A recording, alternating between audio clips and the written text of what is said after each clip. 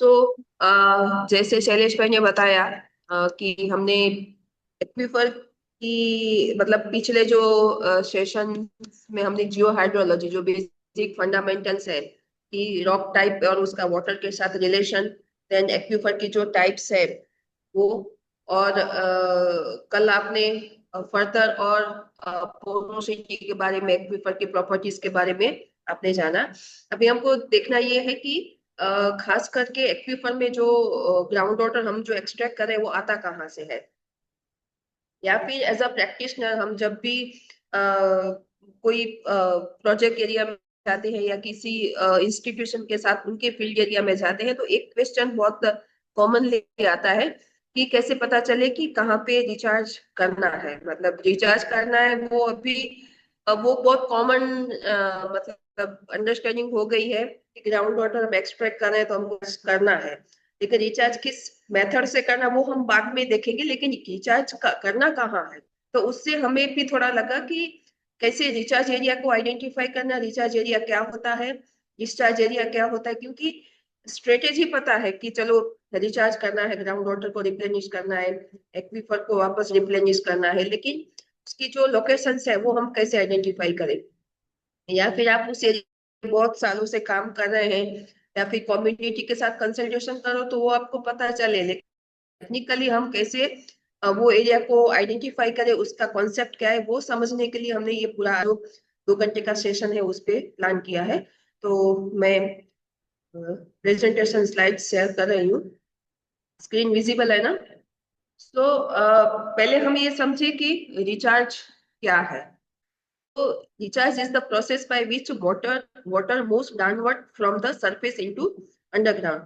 तो हम कहीं ना कहीं जैसे ग्राउंड वाटर एक्सट्रैक्ट करते हैं, अंडरग्राउंड से हम पानी बाहर लेके आते हैं, उसकी ऑपोजिट प्रोसेस है कि जहाँ पे हम कह रहे हैं कि वाटर जो है वो डाउनवर्ड करेगा और अंडरग्राउंड जो उसमें एंटर करेगा। तो ये जो है वो अंडरग्राउंड वाटर को वापस सप्लाई देने की बात है, तो उसको हम ग्राउंड वाटर के कॉन्टेक्स्ट में रिचार्ज कहते हैं। ठीक है ना? तो ये बहुत कॉमन वर्ड है जो हम रेगुलर हमारी डेली लाइफ में भी यूज करते हैं।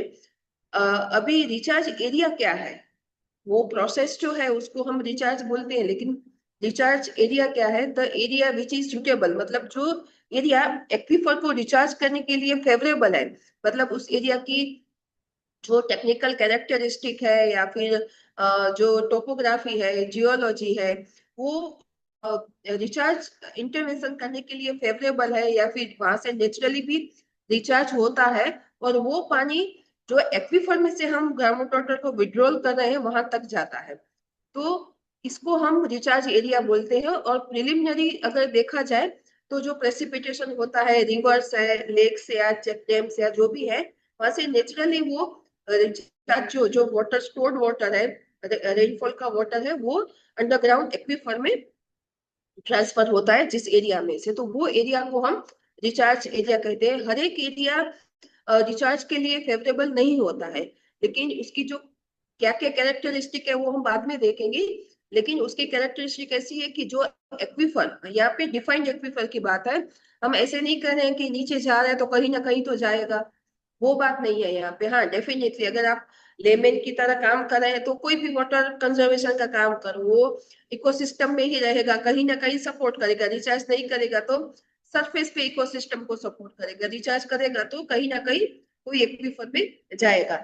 लेकिन यहाँ पे हम स्पेसिफिक बात कर रहे हैं कि कोई आप एरिया में स्टडी कर रहे हैं, काम कर रहे हैं, तो जो एक्वीफर को आप रिप्लेनिश करना चाहते हैं वो कहाँ से रिचार्ज मिलता है, तो उस रिचार्ज एरिया की मतलब सिर्फ स्पेसिफाइड टू एनी एक्वीफर, उसका जो रिचार्ज एरिया है वो यहाँ पे आइडेंटिफाई करने का सीखना है। तो ये रिचार्ज एरिया है, और ये खास करके एक्वीफर के लेवल्स को, मतलब वाटर लेवल्स को मेंटेन करने के लिए बहुत क्रिटिकल है। मतलब इस एरिया को कैसे मेंटेन करना है, मैनेज करना है, ये हम बाद में देखेंगे, लेकिन उसके लिए ये बहुत इंपॉर्टेंट है। तो ये रिचार्ज एरिया हुआ। नॉर्मली अगर हम देखें ना, तो जैसे सरफेस वाटर की या रन ऑफ वाटर की बात करें कि सरफेस पे जो वाटर की मूवमेंट होती है उसमें भी हम देखते हैं कि हायर लेवल से लोअर लेवल तरफ को उसका स्लोप होता है, तो उसी ग्रेडियंट को जो वाटर फ्लो है वो फॉलो करता है। Similarly most of the area में जो अपलैंड्स और हाईलैंड हायर एलिवेटेड एरियाज है वो डिस्चार्ज एरिया की तरह काम करते हैं, जहाँ पे सॉइल परमिएबल होनी चाहिए। फिर दूसरी एक चीज है कि हम जो सॉइल की या एरिया की बात करते हैं वो परमिएबल होता है, एंड वेजिटेशन जो है वो स्पार्स होता है, मतलब वो वाटर इनफिल्ट्रेशन को अलाउ करता है।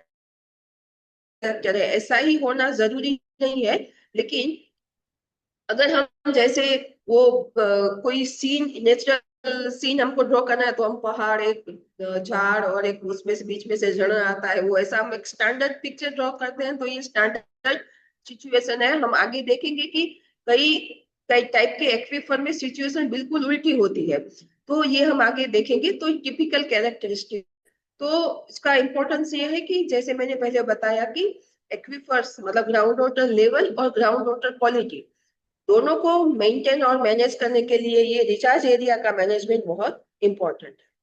जैसे हम अगर उसको देखें तो ये उसका कैचमेंट एरिया है।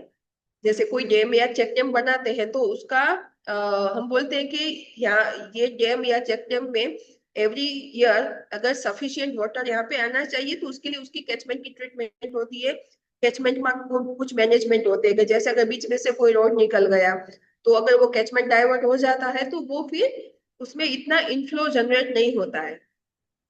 तो वो पे है तो हमें अच्छे से दिखता है कि चलो ये पूरे एरिया में से जो हमने वाटरशेड सीखा कि रन ऑफ होके पानी यहाँ पे एक्यूमुलेट होता है। सिमिलरली ये एक्वीफर के लिए है, लेकिन ये अप टू डाउनवर्ड मूवमेंट है, वो सरफेसियल लीनियर मूवमेंट है।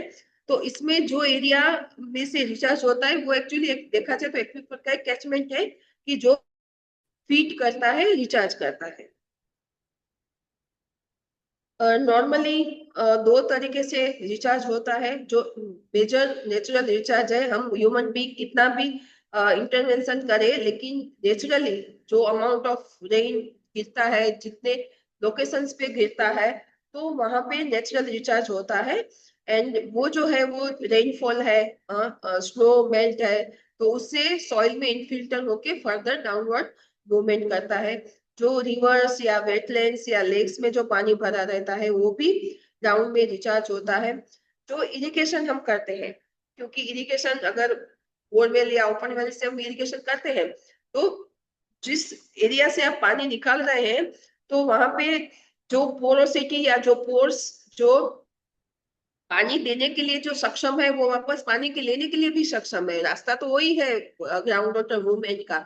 तो वो अगर कुआ या बोरवेल से हम पियत करते हैं, इरिगेशन करते हैं, तो जब इरिगेट करते हैं तो रिटर्न अप्लाइड इरिगेशन जो है, तो रिटर्न सीपेज जो है वो भी उस एरिया में काफी ज्यादा होता है। क्योंकि इसीलिए जो आज water conservation point of view से ड्रिप इरिगेशन, वो सब टेक्नोलॉजी जो आज बहुत वर्ल्ड वाइड मतलब वो एक्सेप्टेड है, वो क्यों है? क्योंकि काफी सारा जो ग्राउंड वाटर है जो आप इरिगेशन में यूज करते हैं, तो रिटर्न इरिगेशन से वो पूरा काफी 30% 40% जो पानी है वो एक्वीफर में वापस जाता है। अगर एक्वीफर तक पहुंचा तो अच्छी बात है।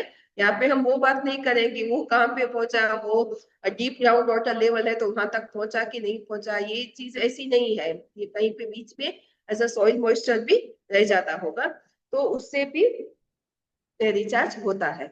एंड आर्टिफिशियल रिचार्ज वो है कि जहाँ पे हम ह्यूमन बीइंग कुछ इंटरवेंशन करते हैं, ताकि उसकी जो नेचुरल रिचार्ज की जो प्रोसेस है उसको फास्ट कर सकते हैं या उसकी एफिशिएंसी बढ़ा सकते हैं। जैसे आपने कई लोगों ने रिचार्ज बोरवेल का सुना होगा, अभी तो गवर्नमेंट भी उस पे काम कर रही है। तो रिचार्ज वेल है या इनफिल्ट्रेशन करते हैं, फिल्टर वेल्स बनाते हैं, तो वो क्या करते हैं कि जो नेचुरली रिचार्ज हो रहा है, अगर उसका एफिशिएंसी कम है या फिर विड्रॉल ज्यादा है और इतना अमाउंट में हम रिचार्ज नेचुरली नहीं हो रहा है, तो वहां पे हम आर्टिफिशियल रिचार्ज की बात करते हैं। तो ये जो है ये पूरी रिचार्ज मेथड की है। इस पे हम और ज्यादा डिटेल में जो आपके नेक्स्ट सेशंस होंगे ना, कि जिसमें कैसे हम सप्लाई बढ़ा सकते हैं, उसमें बात करेंगे। यहाँ पे जस्ट ये रखा है कि रिचार्ज एरिया की बात करते हैं तो वो रिचार्ज एरिया में प्रोसेस क्या होती है ताकि वो एक्वीफर को वापस हम भर सके। Discharge area, the area which is favourable for ground water extraction, मतलब जहां से हम ग्राउंड वाटर एक्सट्रैक्ट कर रहे हैं। नॉर्मली ऐसी कोई जगह नहीं होगी कि जहाँ पे ग्राउंड वाटर एक्सट्रैक्शन फेवरेबल हो और हमने एक्सट्रैक्ट नहीं किया हो, क्योंकि हमने ऑप्टिमम यूज कर लिया है, एरिया आइडेंटिफाई कर लिया है कम्युनिटी ने या कोई भी जो स्टेक होल्डर है वो ग्राउंड वाटर को एक्सट्रैक्ट कर ही रहे हैं। तो वो जो जिस एरिया से हम एक्सट्रैक्शन कर रहे हैं वो उसका डिस्चार्ज एरिया है।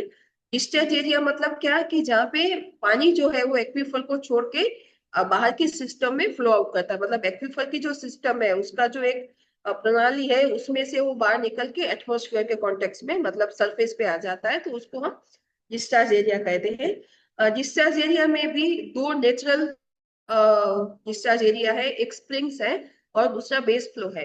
तो जैसे हमने पहले भी आगे के पिछले सेशन में हमने समझा था कि बेस फ्लो क्या है और बेस फ्लो कहाँ कैसे जनरेट होता है, और स्प्रिंग्स की भी हमने बात की थी कि जहाँ पे वाटर टेबल जो है वो हायर लेवल और जो रिड्यूस लेवल मतलब जमीन का लेवल है वो नीचे है, तो वहां से वो स्प्रिंग निकलता है। तो वो एक्चुअली रिवर का पानी नहीं है, मतलब सरफेस फ्लो नहीं है, वो ग्राउंड वाटर ही है। तो ये बेस फ्लो और स्प्रिंग्स जो है वो बेसिकली ग्राउंड वाटर है और वो डिस्चार्ज एरिया है एक्वीफर का। And third, wells and borewells, तो जो हम डीपर लेवल के वाटर टेबल जो है वो डीपर लेवल पे है, तो उसको हम through wells and borewells pump कर बाहर निकालते हैं। तो ये जो है ये डिस्चार्ज एरिया हुआ। इसकी अगर जो हम टिपिकल कैरेक्टरिस्टिक देखें तो वो लोलैंड एरियाज में या वैलीज में मिलता है। ज्यादातर अगर हम कच्छ में तो ये गुजरात में नहीं मिलेगा, लेकिन आप अदर एरियाज जो है जहाँ पे काफी अच्छी बारिश होती है या सेलो एक्वीफर है वहां पे हम देखेंगे तो काफी जो वेट कंडीशन रहती है, स्टैंडिंग वाटर रहता है या वेजिटेशन ज्यादा होता है, तो उसका मतलब क्या है कि वहाँ पे ग्राउंड वाटर बहुत अच्छा है और डिस्चार्ज एरिया है तो उसको पानी मिल रहा है, तो वेजिटेशन भी बहुत अच्छे से ग्रो है। और कभी कभी वो पानी वहां पे भरा रहता है क्योंकि इनफिल्ट्रेशन होने के भी ज्यादा वहां पे चांसेस नहीं होते हैं। और इसका इम्पोर्टेंस ये है कि वो इकोसिस्टम को सपोर्ट करता है, ह्यूमन लाइफ को सपोर्ट करता है, सरफेस वाटर बॉडीज जो है वो भी उससे फिल होती रहती है। तो ये जो हुआ ये डिस्चार्ज एरिया की बात हुई।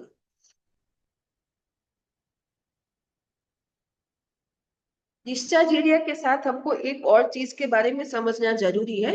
इसका डिटेल में हम बाद में देखेंगे, लेकिन वाटर फ्लो मतलब जो फ्लो डायरेक्शन है, एक तो सरफेस पे जैसे मैंने बताया कि सरफेस पे हमको पता है कि जो स्लोप है ग्राउंड का ग्रेडियंट है सरफेस का, उसी को सरफेस वाटर फ्लो जो है वो फॉलो करता है। सिमिलरली इसमें भी होता है लेकिन कहीं कहीं पे सिचुएशन अलग होती है, तो वो हम बाद में देखेंगे। लेकिन फ्लो डायरेक्शन क्या है कि water flow due to difference in hydraulic head.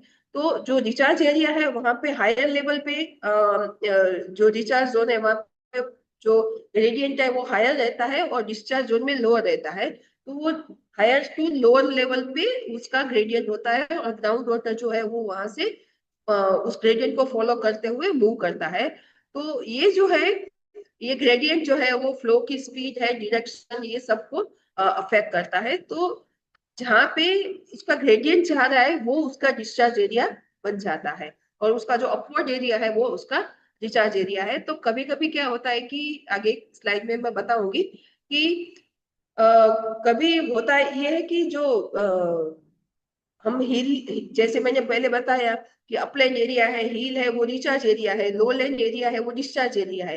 लेकिन कभी सिचुएशन में ऐसा होता है कि दोनों फ्लैट लैंड ही है, लेकिन तो फिर हमें कैसे पता चले कि कौन सा रिचार्ज और कौन सा डिस्चार्ज एरिया है।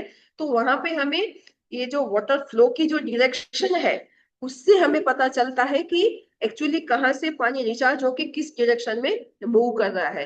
तो जैसे प्लेन एरियाज कच्छ में भी कुछ एरियाज ऐसे हैं कि जहाँ पे हमें ग्राउंड वाटर फ्लो डिपिक्ट करके उसके मैप्स, थीमेटिक मैप्स जनरेट करने के बाद हमको पता चलता है कि रिचार्ज डिस्चार्ज एरिया क्या है।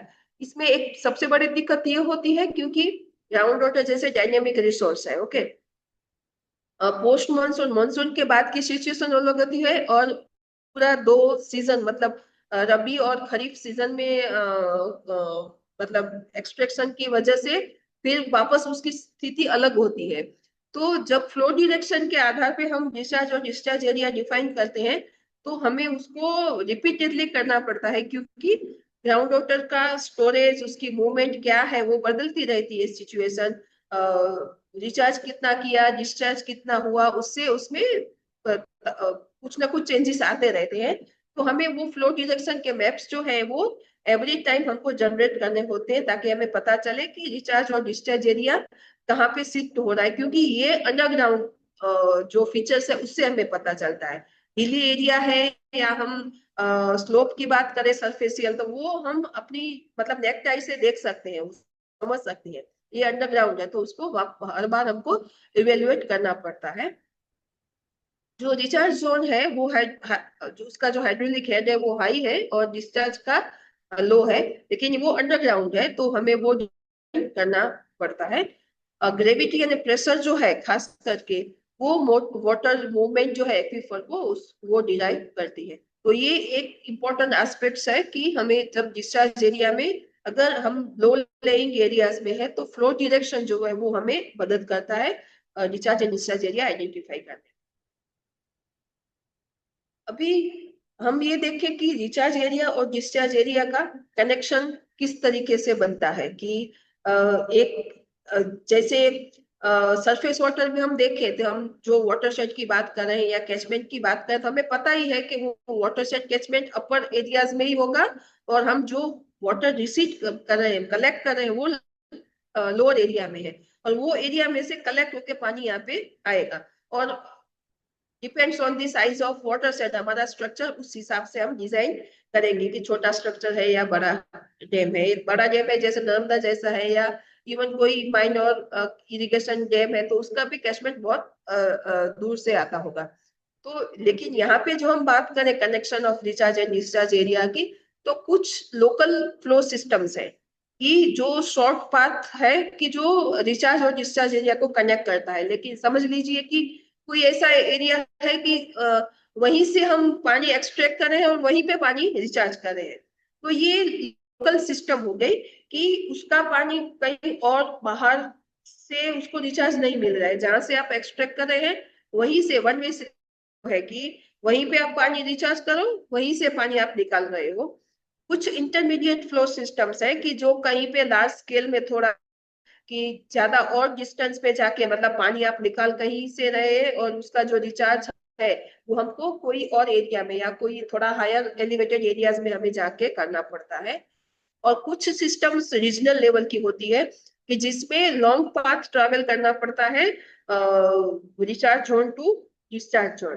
समझ लीजिए कि साबरमती रिवर जो है, साबरमती रिवर से जो नॉर्थ गुजरात में जो एलुवियल प्लेन्स जो डिपोजिट हुए, मैंने मुझे वो स्लाइड मिली नहीं कल, लेकिन अगर वो मैं रखती कि उसमें आप देखो तो महसाणा और नॉर्थ गुजरात का जो एरिया है, वहां पे 1200 फीट मतलब उतना डीप में जाके बोरवेल्स करते हैं। तो उसका जो रिचार्ज एरिया एक्चुअली जो है कि वो जो इग्नियस फॉर्मेशन से बनी हुई जो हिल्स है, माउंटेन्स है, उसके उसका जो फ्रैक्चर है वहां से उसको रिचार्ज मिलता है। तो हम बहुत आगे डिस्टेंस पे उस ग्राउंड वाटर को एक्सट्रैक्ट कर रहे हैं, लेकिन उसका रिचार्ज, नेचुरल रिचार्ज जो है वो वहां से हो रहा है। हम आर्टिफिशियल रिचार्ज की यहाँ पे बात नहीं कर रहे हैं, क्योंकि आप में से किसी को अगर आर्टिफिशियल रिचार्ज के बारे में पता होगा तो आप ये क्वेश्चन करेंगे कि हमारे एरिया में हम रिचार्ज बोर्ड बना के उसको रिचार्ज कर रहे हैं।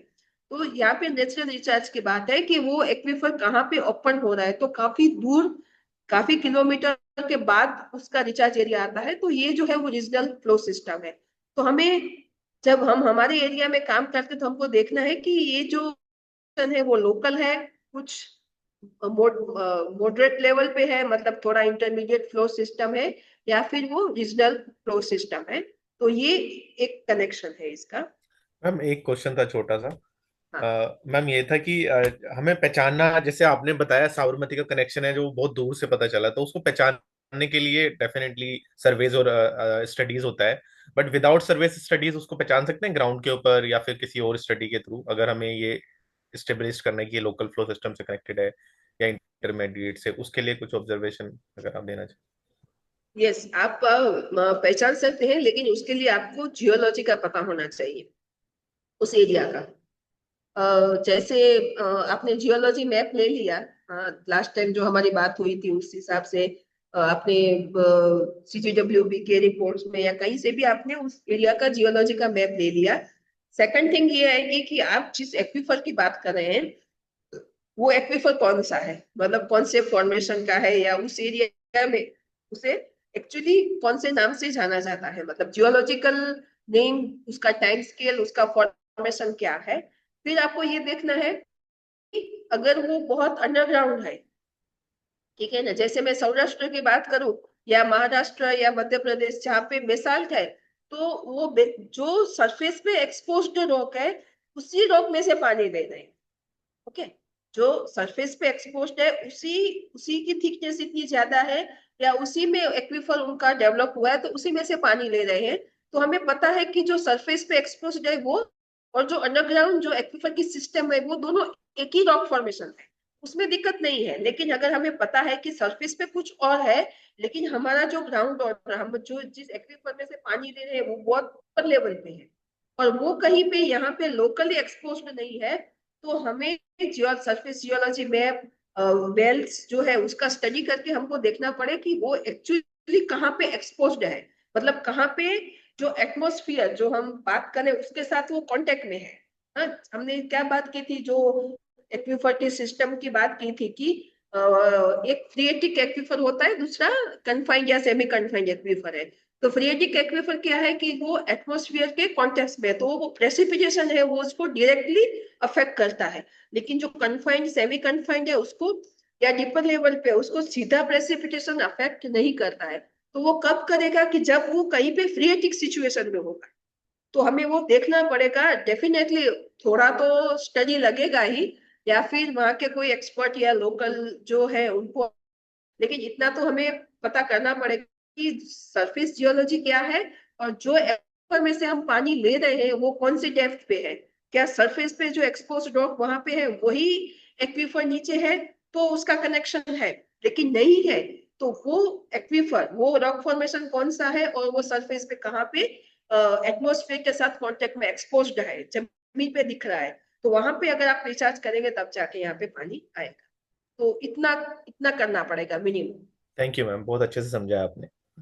Thank you. हाँ, सजीना बेन, इसी से रिलेटेड मेरा एक सवाल है। हाँ जैसे हमारा, अगर हम सरफेस पे बात करें तो रिज लाइन होती है, तो आधा पानी इधर जाएगा, आधा दूसरे वाटर साइड में जाएगा। सो रिचार्ज के केस में भी ऐसा होता होगा क्या? ग्रेडियंट, आधा पानी जो है एक साइड पे जा रहा है और आधा दूसरी साइड पे जा रहा है, और अगर जा रहा इस तरह का है तो क्या वो जियोलॉजिकल मैप है, उससे हमको समझ में आ सकता है या नहीं आएगा? हाँ, देखिए इसमें दो चीज है। कुछ सिचुएशन ऐसी है कि जिसमें रिजलाइन की तरह वो पार्ट, मतलब जो रिचार्ज जोन जो है वो रिजलाइन की तरह बिहेव करेगा, कि इस तरीके का माउंट बनेगा और वहां से पानी इस तरफ भी जाएगा इस तरफ भी जाएगा। ओके, नेचुरली जो एक बार वो स्टेबल होने के बाद वो सिचुएशन नहीं आएगी। मैं थोड़ा आपको मुझे लगा आज शायद मुझे पेन नहीं लेने पड़ेगी। मैम, मैम एक और चीज पूछ रहा था, जो सर ने कल पिजोमेट्रिक सरफेस की बात की थी, तो इन तीनों में भी वो कहीं ना कहीं फॉर्म होगी, यस, रीजनल लेवल पे ही फॉर्म होगी वो। हाँ मैं आगे, हाँ वो रीजनल लेवल पे जाएगा, क्योंकि पिजोमेट्रिक सरफेस हम किसको बोलते हैं, वाटर लेवल से वो कैसे डिफरेंशिएट करती है, चलो जवाब दीजिए। मैम पिजोमेट्रिक सरफेस बेसिकली जो अनकन्फाइंड एरियाज हैं वहां पे क्रिएट होती है, सॉरी कन्फाइंड, जो हमारा कन्फाइंड एरियाज है वहां कनेक्ट होगी, तो माइट भी हो सकता है कि मेरा 2 किलोमीटर या 20 किलोमीटर दूर कहीं पे ओपन सरफेस है और वहां से वो कलेक्ट कर रहा है पानी को, और मैं यहाँ से उसको रिचार्ज कर रहा हूँ क्योंकि वहां आके मेरा ग्राउंड लेवल उस पिजोमेट्रिक सरफेस से टच हो रहा है। एक चीज क्या कंफर्म हुई कि अगर आपका एक्वीफर कन्फाइंड है तो आपको समझ लेना है कि उसका रिचार्ज एरिया वहीं पे नहीं है। अभी वो कितना दूर है कौन से फॉर्मेशन में, कभी क्या होता है कि एक ही फॉर्मेशन में सेल और सैंडस्टोन, समझ लीजिए बात कर रहे हैं, हाँ, तो वो दोनों साथ में ही है, मतलब इंटरकनेक्टेड स्ट्रेटा है, तो उसका रिचार्ज एरिया बहुत दूर नहीं होगा, लेकिन आपका पूरा का पूरा फॉर्मेशन ही अलग है, हाँ, तो उसका रिचार्ज एरिया बहुत दूर हो सकता है इन कन्फाइंड एक्वीफर की सिचुएशन में। मैम एक और छोटा सा क्वेश्चन, सॉरी। जैसे कन्फाइंड अगर हमें पहचानना है, जैसे अनकन्फाइंड में तो मुझे पता चल जाता है कि भाई जहाँ पे बहुत फ्लक्चुएशन हो रहा है पानी का, या फिर बारिश हुई है 2 साल पहले, 1 साल पहले, 6 महीने पहले तभी, या 3 महीने पहले तभी मेरा चेंजेस हो रहा है लेवल में, या बारिश जब ऊपर स्ट्रक्चर में है तभी इसमें पानी रहेगा वेल में, तो मैं पहचान सकता हूँ कि अनकन्फाइंड है। बट कन्फाइंड को पहचानने का भी कुछ ऐसा कुछ मतलब एक तरीका है, मैं बोल सकूं कि ये कन्फाइंड है या फिर ये अनकन्फाइंड है वेल में, या फिर ऐसा कुछ? जी, आपको वापस वेल स्टडीज करने पड़ेंगे, या फिर आपके पास कोई सेकेंडरी रेफरेंस मटेरियल है, जैसे सीजीडब्ल्यूबी के रिपोर्ट्स है, नॉर्मली हर एक आई थिंक डिस्ट्रिक्ट के लिए, ब्लॉक के लिए बनते हैं, तो उसका अगर आप रिपोर्ट देखो, और ये वन टाइम जॉब है, ठीक है ना, वो एक्वीफर वहां से कोई पे शिफ्ट नहीं होने वाला है, स्टेट्यूटरी इंफॉर्मेशन है, बदलने वाली नहीं है, तो उसका अगर आप रिपोर्ट्स रिफर करो या फिर उस एरिया के वेल्स का आप स्टडी करो, तो कन्फाइंड एक्वीफर की डेफिनेशन क्या है कि जो एक्वीफर में से हम पानी ले रहे हैं उसकी ऊपर और नीचे ऐसा लेयर है कि जो वाटर को मूव करने नहीं देता, मतलब उसमें पोरोसिटी है लेकिन परमिएबिलिटी नहीं है, पोरोसिटी नहीं भी है, जैसे इग्नियस और मेटामॉर्फिक है तो उसमें पोरोसिटी नहीं है, तो एब्जॉर्ब भी नहीं करेगा और फर्दर उसको परमिएबल भी नहीं है, लेकिन क्ले है, सेल्स है, तो उसमें पोरोसिटी है लेकिन परमिएबल नहीं है। तो कोई भी एक्वीफर जिसमें हम पानी ले रहे हैं उसके ऊपर नीचे अगर ऐसा लेयर है तो वो कन्फाइंड एक्वीफर, उसमें और कोई फर्दर साइंस नहीं है। तो सरजीला बहन, एक और चीज, मतलब ये जो क्वेश्चन है अंकित का, मुझे ख्याल आया कि जब मैं छत में काम कर रही थी तो जो वेल जो थे वहां पे, वो जरूरी नहीं कि वो रेनफॉल से रिचार्ज होते थे। कभी कभार अंडरग्राउंड वो अपने आप ही उसमें मतलब जब रेनफॉल नहीं भी होती थी तो वो अपने आप मतलब नीचे से पानी आ जाता था। तो क्या वो भी एक कैरेक्टर हो सकता है टू अंडरस्टैंड? ठीक है, these are not rainfall dependent, but already इनके नीचे इतना पानी है, तो can we consider them as confined region? देखिए, आपका क्वेश्चन अंकित के साथ भले जुड़ा है लेकिन वो अलग सिचुएशन का एक क्वेश्चन है। अब मैं 3-4 क्वेश्चन इकट्ठा हो गए, तो अगर किसी का रिस्पॉन्ड देने भूल जाऊं तो आप थोड़ा याद करवा देना। शिवाली, आप ही का ले लेती हूँ पहले। समझ लीजिए ये आपका एरिया है, ठीक है ना, हाँ, तो ये आपका अनकन्फाइंड एक्वीफर है, समझ लीजिए ये, ठीक है। तो अगर हम बोलते हैं कि यहाँ पे जब बारिश गिरी तो हम बोलते हैं कि ये इसमें रिचार्ज जाएगा, ठीक है, जी जी। ओके। लेकिन उसके बाद भी क्या होता है, हम हाइड्रोलॉजिकल साइकिल समझा, उसमें क्या था कि ये पानी, बारिश जब आती है तो कहीं ना कहीं स्ट्रक्चर्स में पानी भरा रहता है, ठीक है। सेकंड थिंग, अभी हमने रिचार्ज एरिया की बात की तो क्या बोला कि आपका ये जो है वो हायर एलिवेटेड एरिया है, ठीक है, तो एक्चुअली ग्राउंड वाटर को यहाँ से, अगर एक ही रॉक फॉर्मेशन है तो यहाँ से रिचार्ज मिलता है, और ये आपका डिस्चार्ज एरिया है। तो ड्यूरिंग रेन जो सरफेस पे फ्लो है उससे तो ये रिचार्ज मिलेगा ही, लेकिन उसके बाद भी, मतलब ऐसा नहीं है कि सिर्फ मॉनसून में ही ग्राउंड वाटर मूवमेंट होती है, उसके बाद भी होती है, वो मूवमेंट होती है इसीलिए आपको पानी मिल रहा है, अगर वो मूवमेंट रुक जाती तो पानी नहीं मिलेगा, ओके।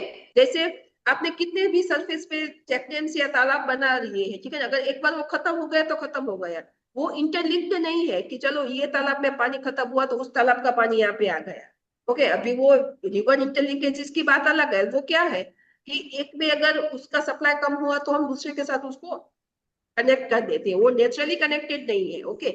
लेकिन ये ग्राउंड वाटर मूवमेंट जो है वो कनेक्टेड है, तो बारिश खत्म होने के बाद भी यहाँ पे जो रिचार्ज हुआ है, तो जब हम यहाँ से एक्सट्रैक्शन करेंगे तो क्या होगा, इसका ग्राउंड वाटर ग्रेडियंट जो है वो लो रहेगा और इसका हाई रहेगा, तो ऑटोमेटिक ये जो आपका जो वाटर टेबल है वो आपका इस तरफ मूव करेगा, इसको बोलती है ground water flow direction. Second thing कि ये जो तालाब या जो भी आपने रिचार्ज स्ट्रक्चर्स बनाए हैं वो भी कहीं ना कहीं उसको फीड करते हैं। तो जब आप एक्सट्रैक्ट करते हैं तो यहाँ पे वापस हाई ग्राउंड वाटर ग्रेडियंट बनेगा, यहाँ पे लो बनेगा, तो ये भी पानी बह के यहाँ पे आएगा। तो ग्राउंड वाटर मूवमेंट होता है इसीलिए जब हम पानी एक्सट्रैक्ट करते हैं तो वापस जो ग्रेडियंट है उसको फॉलो करके वाटर टेबल है वो इसीलिए उसको स्टैटिक वाटर टेबल बोलते हैं। ओके, स्टैटिक मतलब वो वापस अपना जो एक ग्रेडियंट है, एक जो स्टेबिलिटी है वो अचीव करता है। आप कितना भी पानी निकालो, हाँ, इसीलिए वाटर टेबल आज आपका यहाँ पे वाटर टेबल है, ठीक है, यहाँ पे पानी निकाला तो क्या होगा, ये आपका ग्राउंड वाटर ग्रेडियंट ज्यादा लो हो गया, ये हाई है, तो ये वापस उसको अचीव करने की कोशिश करेगा और थोड़ा वो डाउन जाएगा, वाटर टेबल डिप्लीशन होगा। सिमिलरली और अगर आपने यहाँ से एक्सट्रैक्ट किया तो ये और डाउन जाएगा, ये हाई है, वापस ये स्टेबल होने की कोशिश करेगा। तो इसको इसीलिए ग्राउंड वाटर जो वाटर टेबल डिप्लीशन है वो इस मेथड से होता है। तो मूवमेंट तो होगी ही, और उसको जो सरफेस पे भले पानी नहीं है, बारिश खत्म हो गई, मानसून चला गया, लेकिन अंडरग्राउंड जो रिचार्ज हुआ पानी है रिचार्ज एरिया में, वो जब आप एक्सट्रैक्ट करते हैं तो वो डिस्चार्ज एरिया को वापस फीड करता है, जो स्ट्रक्चर्स है उसमें से वापस वो रिचार्ज होता है। अल्टीमेटली मुझे लगता है कि वाटर क्योंकि लेवल अपने आप को एक ही लेवल पे रखता है तो वो फ्लो ऑटोमेटिकली अपने आप को वो स्टेबल कर देगा at the end of the day. एक ग्लास में, एक बोतल में आप पानी जो भरते हैं, ठीक है ना, तो वो पानी ग्लास को आप टेढ़ा करते हैं, जैसे मेरे पास अभी बोतल है, मैंने इसको टेढ़ी की तो लेवल एक ही है, अपना लेवल मेंटेन करेगा ना। तो अगर ज्यादा इसमें से पानी निकलता जाएगा तो जो वाटर टेबल जो है वो डिप्लीट होता जाएगा। ठीक है, एक और क्वेश्चन था आई थिंक रिज लाइन के कनेक्शन में। तो रिज लाइन में क्या होता है कि सरफेस पे हमें पता है कि ये अगर एक हिल है तो ये पॉइंट जो है वो आपका रीच का पॉइंट बनता है, और यहाँ पे जो बारिश गिरती है तो उसमें से पार्ट ऑफ वाटर इस तरफ और इसकी ऑपोजिट डायरेक्शन में सरफेस फ्लो होगा। तो ये हम वाटर सेट की मायने में इसको रिज लाइन की तरह कहते हैं। जब हम क्या बोलते हैं एक्वीफर की बात करें तो उसमें एक लेवल पे ये होगा, कैसे होगा, समझ लीजिए ये एक आपका स्ट्रक्चर है कि जो रिचार्ज करता है, ये यहाँ से आपका ये तालाब में जो पानी भरा है ये आपका यहाँ पे रिचार्ज करता है। अभी होगा क्या कि इनिशियली इसी तालाब के आसपास के एरिया में क्या होगा कि ये पानी इस तरफ भी मूव करेगा, इस तरीके से क्यों जाएगा, क्योंकि इसने यहाँ पे एक हाइड्रोलिक प्रेशर बना के रखा है। ओके, ये प्रेशर की वजह से पानी जो है वो नीचे डाउनवर्ड परकोलेट करेगा।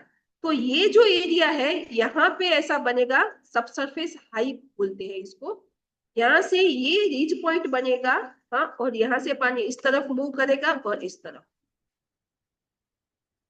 ओके, तो ये रीच पॉइंट बनता है कहाँ पे, जहां पे आपका रिचार्ज स्ट्रक्चर है वहां पे। तो अंडरग्राउंड भी रीच लाइन होती है, लेकिन वो कहीं ना कहीं आपका रिचार्ज का इंटरवेंशन क्या है उसके एसोसिएटेड होती है। ऐसा ही नहीं होता है कि अचानक से आपका एक्वीफर का डायरेक्शन ये है, आपका ग्राउंड वाटर फ्लो ये है और अचानक से कुछ आपका डायरेक्शन चेंज हो गया, वो नहीं होगा। पर आप कितना भी सरफेस पे अप्स डाउन या जो भी हम लेवल मीन सी लेवल से हाइट की बात करते हैं उसके साथ इसको कोई सीधा कनेक्शन नहीं है।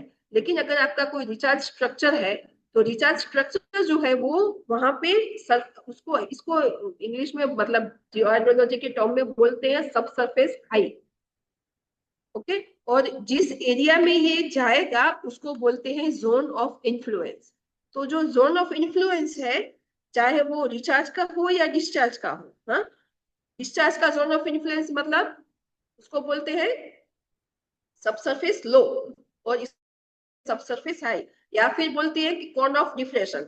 जो एक्सट्रैक्शन डिस्चार्ज का जो जोन ऑफ इन्फ्लुएंस है उसको कोन ऑफ डिप्रेशन भी बोलते हैं, कि यहाँ से बहुत पानी विड्रॉ हो रहा है तो आपकी सिचुएशन ऐसी हो गई है कि यहाँ से भी आपको पानी आ रहा है, यहाँ से भी आ रहा है, क्योंकि यहाँ पे भी ग्राउंड वाटर ग्रेडियंट हाई हो गया, यहाँ पे भी हाई हो गया, और आपने बीच में ये वैली जैसा क्रिएट कर दिया अंडर में, तो क्या होगा कि दोनों तरफ से पानी आएगा और इसको वापस स्टेबल करने की कोशिश करेगा। ओके, तो ये जो जोन ऑफ इन्फ्लुएंस है उसमें हमको ये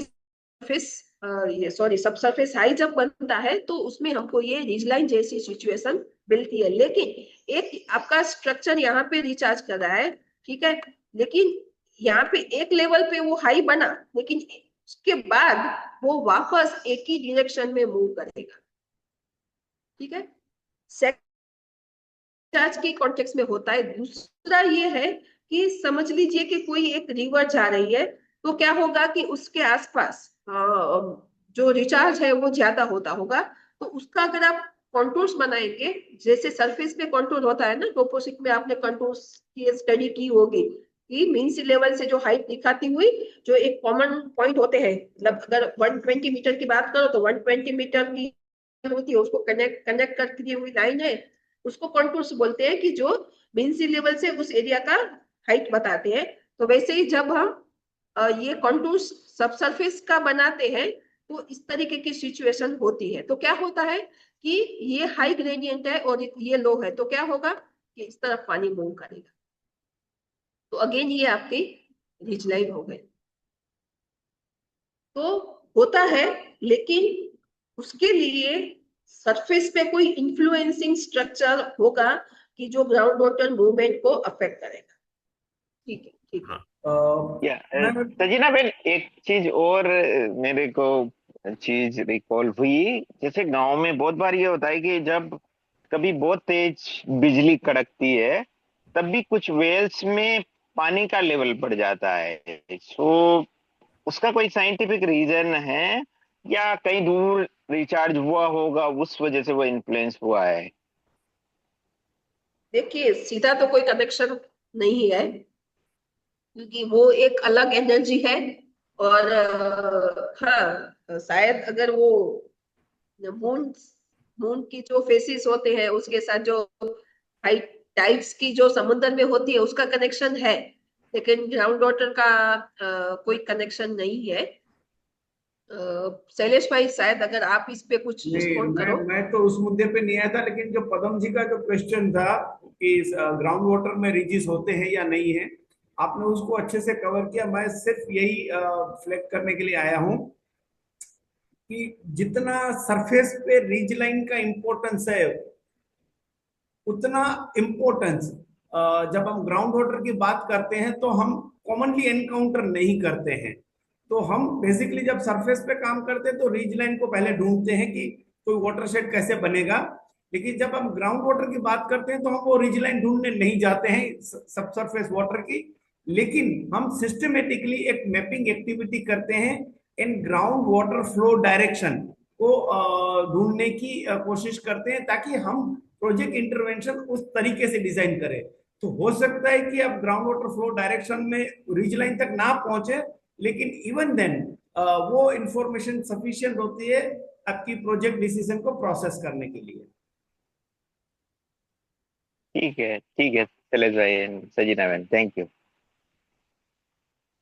हाँ, नहीं, मुझे एक्चुअली ये चीज एस्ट्रोलॉजी या एटमॉस्फेरिक या आई डोंट नो, मतलब उससे जो करंट जनरेट होता है बिजली से, वो कितना सरफेस पे या अंडरग्राउंड वाटर है उसके साथ, क्योंकि अगर फ्रीएटिक एक्वीफर है तो शायद कुछ कनेक्शन होगा, लेकिन मुझे कुछ ज्यादा आइडिया नहीं है, तो ऐसे ही कोई मतलब रिस्पॉन्ड करना सही नहीं है। लेकिन डेफिनेटली क्वेश्चन अच्छा है, मैं कुछ उस पे सर्च करके हम नेक्स्ट टाइम मिलेंगे तो बात करेंगे। मैम आई थिंक क्योंकि वो थंडर के साथ जो कनेक्शन है वो रेन का कनेक्शन है, बिकॉज थंडर तभी आता है या तो रेन आने वाला होता है या रेन के टाइम पे, तो आई थिंक उसके वजह से क्या पता वो कुछ उन्होंने ऐसा कुछ बनाया होगा, और माइट भी रीजनल फ्लो सिस्टम से कुछ कनेक्टेड हो उनका ऑब्जर्वेशन, क्योंकि पहले के लोग जो थे उनका इंस्ट्रूमेंट तो थे नहीं, यही सब चीजों के साथ ही वो इंटरप्रेट करते थे। हाँ, ये कॉन्सेप्चुअल डायग्राम है कि हम कैसे रिचार्ज और डिस्चार्ज एरिया को हम आइडेंटिफाई कर सकते हैं। तो समझ लीजिए ये एक हिली टेरेन है यहाँ पे, ठीक है ना, ये हिल है और ये आपका कोई प्लेन एरिया है, या फिर यहाँ से एक स्ट्रीम पास हो रही है। तो क्या होगा कि यहाँ पे काफी रिचार्ज हुआ होगा, क्योंकि रिचार्ज एक्सट्रैक्शन हम एक अमाउंट में जिस हिसाब से एक्सट्रैक्शन करते हैं उतनी अमाउंट में रिचार्ज एक जगह से नहीं होता है। मतलब हम एक जगह से जब बोरवेल में से या ओपन वेल में से हम पंपिंग करते हैं तो जो ओपी पाइप है, डिलीवरी पाइप है, वो पूरा का पूरा फ्लो होता है। तो इतना रिचार्ज उस स्पीड से या उस क्वांटिटी में नहीं होता है। वो एक एक पोर में से पानी एब्सॉर्ब होते होते कनेक्टिविटी से वो परमिएबल होगा, वापस दूसरा पानी भरेगा, उस तरीके से होता है। तो काफी लॉन्ग एरिया में जब ये रिचार्ज हुआ होता है तो एक वाटर टेबल, एक मतलब जो हमने क्या बोला था, जोन ऑफ एरेशन और जोन ऑफ सेचुरेशन। तो ये आपका जोन ऑफ एरेशन है, जोन ऑफ सेचुरेशन है। तो इस लेवल पे यहाँ के एक्वीफर में जितने भी पोर्स हैं वो पानी से भर गए हैं। तो ये आपका एक वाटर टेबल उसने अचीव किया। यहाँ पे ये वाटर टेबल है, यहाँ पे ये वाटर टेबल है। ओके, तो ये जो है वो पूरा रिचार्ज करता है। यहाँ से एक्सट्रैक्शन भी होता है, समझ लीजिए यहाँ पे एक्सट्रैक्शन होता है। ये 90 मीटर पे उसका वाटर टेबल है। लेकिन जब हम डाउनवर्ड लो लेइंग एरिया में आते हैं तो क्या होता है कि समझ लीजिए कोई स्ट्रीम है, तो स्ट्रीम का जो ये जो आरएल है ये आपके वाटर टेबल से नीचे है। तो ये क्या होगा, ये ग्राउंड वाटर मूवमेंट है वो जो है वो ओपनली सरफेस पे सीधा स्ट्रीम में ओपन होगा। तो ये पानी सीधा यहाँ पे आके डिस्चार्ज होगा। तो इसलिए इसको डिस्चार्ज एरिया बोलते हैं, इसको रिचार्ज एरिया बोलते हैं। ओके, डेफिनेटली अगर ये नेचुरल कंडीशन में जहाँ पे हम कोई इंटरवेंशन नहीं कर रहे हैं, हमने यहाँ पे ओपन वेल बनाए या बोरवेल बनाए, तो ये भी डिस्चार्ज एरिया है। लेकिन इसको हमको मतलब कुछ थ्रू मीडिया, मतलब ओपन वेल या बोरवेल पंपिंग करके हमको पानी वापस लेके आना है। तो नेचुरली अगर देखा जाए तो हिल में से इस तरीके से, और आप देखो तो ये जो ग्रेडियंट है ये वाटर लेवल का, वो आपके सरफेस ग्रेडियंट को ही फॉलो करता है। तो ये एक स्टैंडर्ड डायग्राम है कि जो रिचार्ज एरिया और डिस्चार्ज एरिया को डिफाइन करता है। ठीक है ना। ये एक अनकन्फाइंड, ये जो हमने किया ये सिर्फ एक स्टैंडर्ड सिचुएशन यहाँ पे दिखाने की कोशिश की। यहाँ पे हम देखेंगे कि हर एक टाइप का जो एक्वीफर टाइप है, मतलब अनकन्फाइंड है, कन्फाइंड है, पर्स्ट एक्वीफर है, जो एक्वीफर्स है उसमें ये रिचार्ज एरिया और डिस्चार्ज एरिया कैसे बिहेव करता है वो हम समझने की कोशिश करेंगे। पहले इस डायग्राम के रीजन को की को समझ लेते हैं कि ये एक्वीफर जो है इसका ये नीचे का जो पोर्शन है ये एक्विक्लूड है। ओके, तो नीचे एक्विक्लूड है, लेकिन ये पूरा जो है ये आपका ओपन एक्वीफर है। ठीक है ना, ओपन टू एटमॉस्फेयर है। तो ये हमारा आपका ये वाला ये आपका अनकन्फाइंड एक्वीफर, फ्रीएटिक एक्वीफर है। ठीक है, ये जो है ये आपका हिली टेरेन है और ये कहीं ना कहीं आपका इस तरीके से आपका स्लोप जो है वो सरफेस का स्लोप है। ठीक है, तो यहाँ से जब पानी रिचार्ज होता होगा तो क्या होगा कि कुछ ईयर्स से, मतलब कुछ ही सालों में वो पानी मूव होके यहाँ पे आ जाएगा। ये जो लाइन दिखाई है वो क्या है कि level with maximum and minimum level in the non confined aquifer. ये मिनिमम मैक्सिमम लेंथ जो है ये कुछ मंथ्स की है, ये ईयर्स की है, ये डेकेड्स, ये सेंचुरीज, और फर्दर डाउनवर्ड गया तो वो आपको पानी जो है काफी डेप्थ पे मिलेगा। लेकिन सरफेस से ही जब वो पानी मूव करता है, मतलब बहुत ही नजदीक से, मतलब सरफेस, लेकिन बहुत ही कम डेप्थ से वो पानी मूव करता है, तो कुछ मेजर पेरेनियल डिस्चार्ज एरिया होता है। ये नॉर्मली आपको हार्ड रॉक एरिया में, बसाल्टिक एरिया में जो बेस फ्लो जनरेट होता रहता है उससे हमको ये मिलता है। तो ये आपका हो गया एक्वीफर का रिचार्ज एरिया। अभी कभी कभी क्या होता है कि उसी में कुछ एरिया ऐसा होता है कि जो उसमें रिचार्ज बहुत ज्यादा होता है लेकिन सडन स्लोप आ गया। आप देखिए ये ग्रेडियंट को आप देखिए, सरफेस का ग्रेडियंट, और इस स्लोप एरिया को आप देखिए, तो आपको पता चलेगा कि ये कितना, मतलब स्लोप इसका ज्यादा है, डिग्री ज्यादा है। तो क्या होगा, ये रिचार्ज हुआ पानी है वो कहीं ना कहीं ये यहाँ से बाहर निकलेगा। तो ये जो सरफेस है ये पिजोमेट्रिक सरफेस है, और ये भी एक माइनर पेरेनियल डिस्चार्ज एरिया है। तो यहाँ से अगर हम ले रहे हैं कुछ पानी तो ये इंटरमीडिएट डिस्चार्ज एरिया है, ये मेजर पेरिनियल डिस्चार्ज एरिया है। यहाँ से कोई आर्टिसन डिस्चार्ज एरिया हो सकता है क्योंकि आपका वाटर टेबल जो है वो सरफेस से ऊपर है। तो इस तरीके से कोई हिली टेरेन है। अभी आप देखिए यहाँ से आपने जो रिजलाइन की बात की थी, हाँ, तो यहाँ पे बारिश गिरती है और दोनों तरफ एक ही तरीके के फ्रैक्चर है, एक ही रॉक टाइप है। तो क्या होगा कि कुछ पानी इस तरफ जाएगा, कुछ पानी इस तरफ जाएगा। ओके, तो ये मेरा आपका एक, मेरा एक सवाल है इसमें कि हाँ, can a discharge area can also be a recharge area? अगर हायर अगर इसमें आप देखेंगे, हाँ, ऑलमोस्ट तीन तीन लेवल्स है। एक सबसे टॉप लेवल है जो बाय डिफॉल्ट रिचार्ज एरिया हो जाएगा। उसके बाद दो लेवल है, right? Intermittent discharge area and major perennial yes, discharge area. So can that intermittent discharge area can yes, also be your recharge area for the major perennial discharge area? Yes. तो इसीलिए कि confined aquifer है तो उसका recharge और discharge area एक नहीं होगा, डेफिनेटली नहीं होगा, क्योंकि कन्फाइंड सिचुएशन उसका मतलब है कि सरफेस से उसी एरिया से तो आप रिचार्ज नेचुरली रिचार्ज नहीं कर सकते। ठीक है, तो कन्फाइंड एक्वीफर का तो ये समझना ही है कि उसका रिचार्ज एरिया कहीं और है। लेकिन अनकन्फाइंड एक्वीफर है, फ्रीएटिक एक्वीफर है, तो उसमें मोस्ट ऑफ द एरिया में सिचुएशन ऐसा होता है कि उसका रिचार्ज एरिया दूर भी हो सकता है, मतलब होता है, क्योंकि ये जो पूरा एरिया है, ठीक है ना, ये आपका पूरा का पूरा, क्योंकि यहाँ पे हमने क्या आगे डेफिनेशन में सीखा कि डिस्चार्ज एरिया किसको बोलते हैं कि जो एरिया फेवरेबल है फॉर ग्राउंड वाटर एक्सट्रैक्शन। ये एरिया फेवरेबल ही नहीं है, ओके, क्योंकि आपको यहाँ पे यील्ड भी नहीं मिलेगा और आपका जो क्या बोलते हैं रिक्यूपरेशन बहुत कम होगा।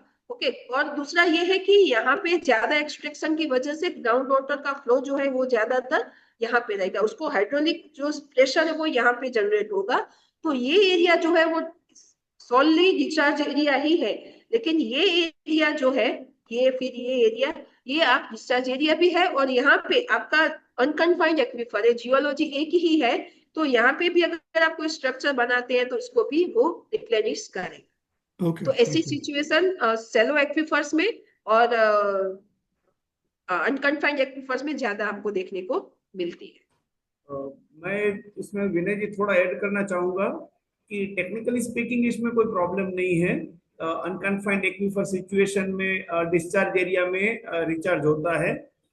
लेकिन इश्यू क्या होता है कि वो ज्यादातर केसेस में हमने ये देखा है from management point of view से कि जब कुछ बारिश के दिन हो गए हैं उसके बाद डिस्चार्ज एरिया में, स्पेशली शैलो एक्वीफर में डिस्चार्ज एरिया में बहुत सारा पानी, वाटर टेबल जो काफी हाई हो जाता है, ऑलमोस्ट ग्राउंड लेवल तक आ जाता है। उसके बाद वहां रिचार्ज नहीं हो सकता, इवन दो वो रिचार्ज पोटेंशियल है उसमें, लेकिन वाटर टेबल उस लेवल पे आ गया है कि उसमें अब रिचार्ज नहीं होगा। और तब हमें ग्राउंड वाटर फ्लो डायरेक्शन देखना पड़ता है और ये देखना पड़ता है कि कहाँ पे अब रिचार्ज करें ताकि यहाँ तक पानी आ सके। तो ये जो है वो technically specially hard rock terrain और बेसाल्टिक टेरेन में आता है। पदम जी के साथ हम एक प्रोजेक्ट पे काम कर रहे थे, वहां पे सेम सिचुएशन था कि जो डिस्चार्ज एरिया था वहीं रिचार्ज करने की कोशिश की जा रही थी, कोई प्रॉब्लम नहीं था। लेकिन जब बारिश बहुत अच्छी हो जाती है तो वहां पे ऑलमोस्ट वाटर टेबल जो है वो काफी ग्राउंड तक आ जाता है। उसके बाद अब उसमें रिचार्ज की कोई गुंजाइश रहती नहीं है। तो अब हमें देखना पड़ता है कि कौन सा एरिया है कि जहां से ये ग्राउंड वाटर फ्लो होके आता है, जहां पे ground water table is still deeper than the ground level. तो वहां पे रिचार्ज करने से यहाँ पे बाद में फायदा होगा, तभी तो नहीं होगा लेकिन बाद में फायदा होगा। तो ये भी मुद्दा एक जो है वो ध्यान में रखना पड़ता है जब रिचार्ज एरिया, डिस्चार्ज एरिया में रिचार्ज का एक पोटेंशियल ढूंढते हैं। यस, आपके साथ में शैलेश भाई मेरा एक फील्ड एक्सपीरियंस में इन लोगों के साथ शेयर करूं कि जब हम कोई मेजर इरिगेशन सिस्टम डैम्स होते हैं ना, उसके डाउनस्ट्रीम में आप देखना नॉर्मली सिचुएशन ऐसी होती है, जैसे यहाँ पे धरोई डैम है गुजरात में, वो है, फिर जो नर्मदा की कैनाल आती है वो जो रिचार्ज करती रहती है। तो धरोई डैम के जो डाउनस्ट्रीम है उसमें क्या सिचुएशन थी कि उनको एकदम से नजदीक में उनका जो एरिया था, जो विलेजेस थे, उसको एग्रीकल्चर को वहां पे इरिगेशन थ्रू कैनाल मिलता है। उसकी वजह से क्या हुआ कि वो एलुवियल एरियाज है, मतलब अच्छा खासा एक्वीफर है, उसकी पोरोसिटी भी अच्छी है, तो नेचुरली भी रिचार्ज, और फिर वो डैम है वहां से कैनाल निकलती है, तो उसका भी रिचार्ज उसको मिलता रहता है। अभी फार्मर्स को जब सरफेस से ग्रेडियंट से जब इरिगेशन वाटर मिल रहा है, तो उन्होंने पंपिंग करना बंद कर दिया, मतलब ग्राउंड वाटर डिपेंडेंसी उनकी कम हो गई, क्योंकि उसमें तो बिजली भी लगती है। और वो तो ऐसा है ना कि मेरे खेत में मेरा बोर पड़ा है, तो मुझे जब तक एक्सटर्नल वाटर सप्लाई मिल रहा है, तो मैं अपना पानी अभी उसको रिजर्व करके नहीं करूंगा। तो हुआ क्या कि सरफेस से पानी का इस्तेमाल बढ़ गया, और ground water every year naturally recharge, कोई इंटरवेंशन नहीं किए थे आर्टिफिशियल रिचार्ज के, लेकिन नेचुरली ही वो इतना रिचार्ज हो गया कि अभी के टाइम में वो वाटर लॉग्ड एरिया है। क्यों वाटर लॉगिंग है? तो वो पानी आया कहाँ से, मतलब अब मॉनसून के बाद आप रबी सीजन में भी देखो तो वो पानी भरा रहता है, तो वो ग्राउंड वाटर है। तो उसकी जो रिचार्ज करने की जो कैपेसिटी, मतलब उसका वाटर टेबल ऊपर आ गया, वो एक्वीफर की प्रॉपर्टीज है, मतलब वो सॉइल प्रॉपर्टीज सारे करेक्टर ऐसे है कि वो रिचार्ज कर सकता है। लेकिन वाटर टेबल आपका ऊपर आ गया, तो वो अभी वो डिस्चार्ज एरिया नहीं है, वो एक्चुअली आप देखा जाए तो वो डिस्चार्ज एरिया है। तो वहां से पानी कब नीचे रिसीट होगा, जब उसका कनेक्टेड पॉइंट है, तब से उसका वापस एक्सट्रैक्शन स्टार्ट होगा, तब जाके होगा। तो इसीलिए मैंने बोला कि ये डायनेमिक रिसोर्स है, तो हमको कभी कभी ऐसी सिचुएशन में हमें देखना पड़ता है कि अभी उनका हुआ क्या कि उनके पास सरफेस का पानी है, वाटर लॉग्ड एरिया है, सब कुछ है, पानी है, लेकिन उनकी जमीन ही खुली नहीं है कि वो कोई फार्मिंग कर सके। प्रॉब्लम एरिया हो गया ये। हाँ, प्रॉब्लम एरिया हो गया। अभी उनको बोले कि नल का पानी बंद करो और ग्राउंड वाटर को एक्सट्रैक्ट करो, तो वो इस तरीके का कि वो तो हमारे हक का है, ये मतलब सोशल एंगल है डेफिनेटली।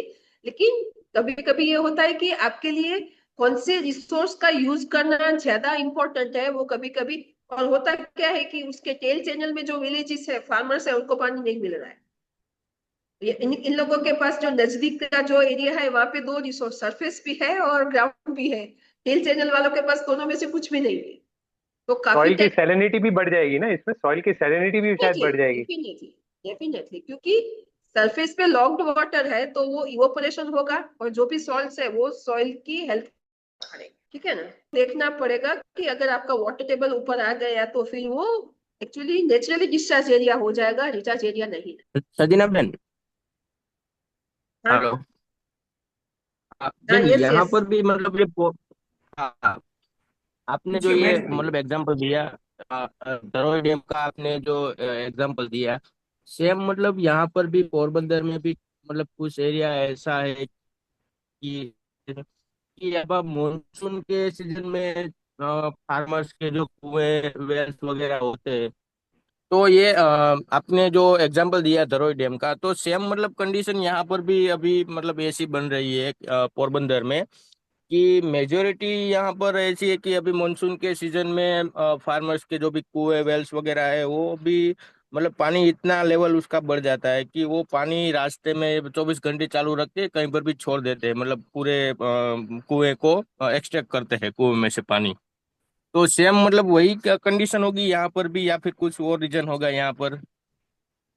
हाँ तो हाँ। देखिए, सिचुएशन को आप थोड़ा समझने की कोशिश कीजिए।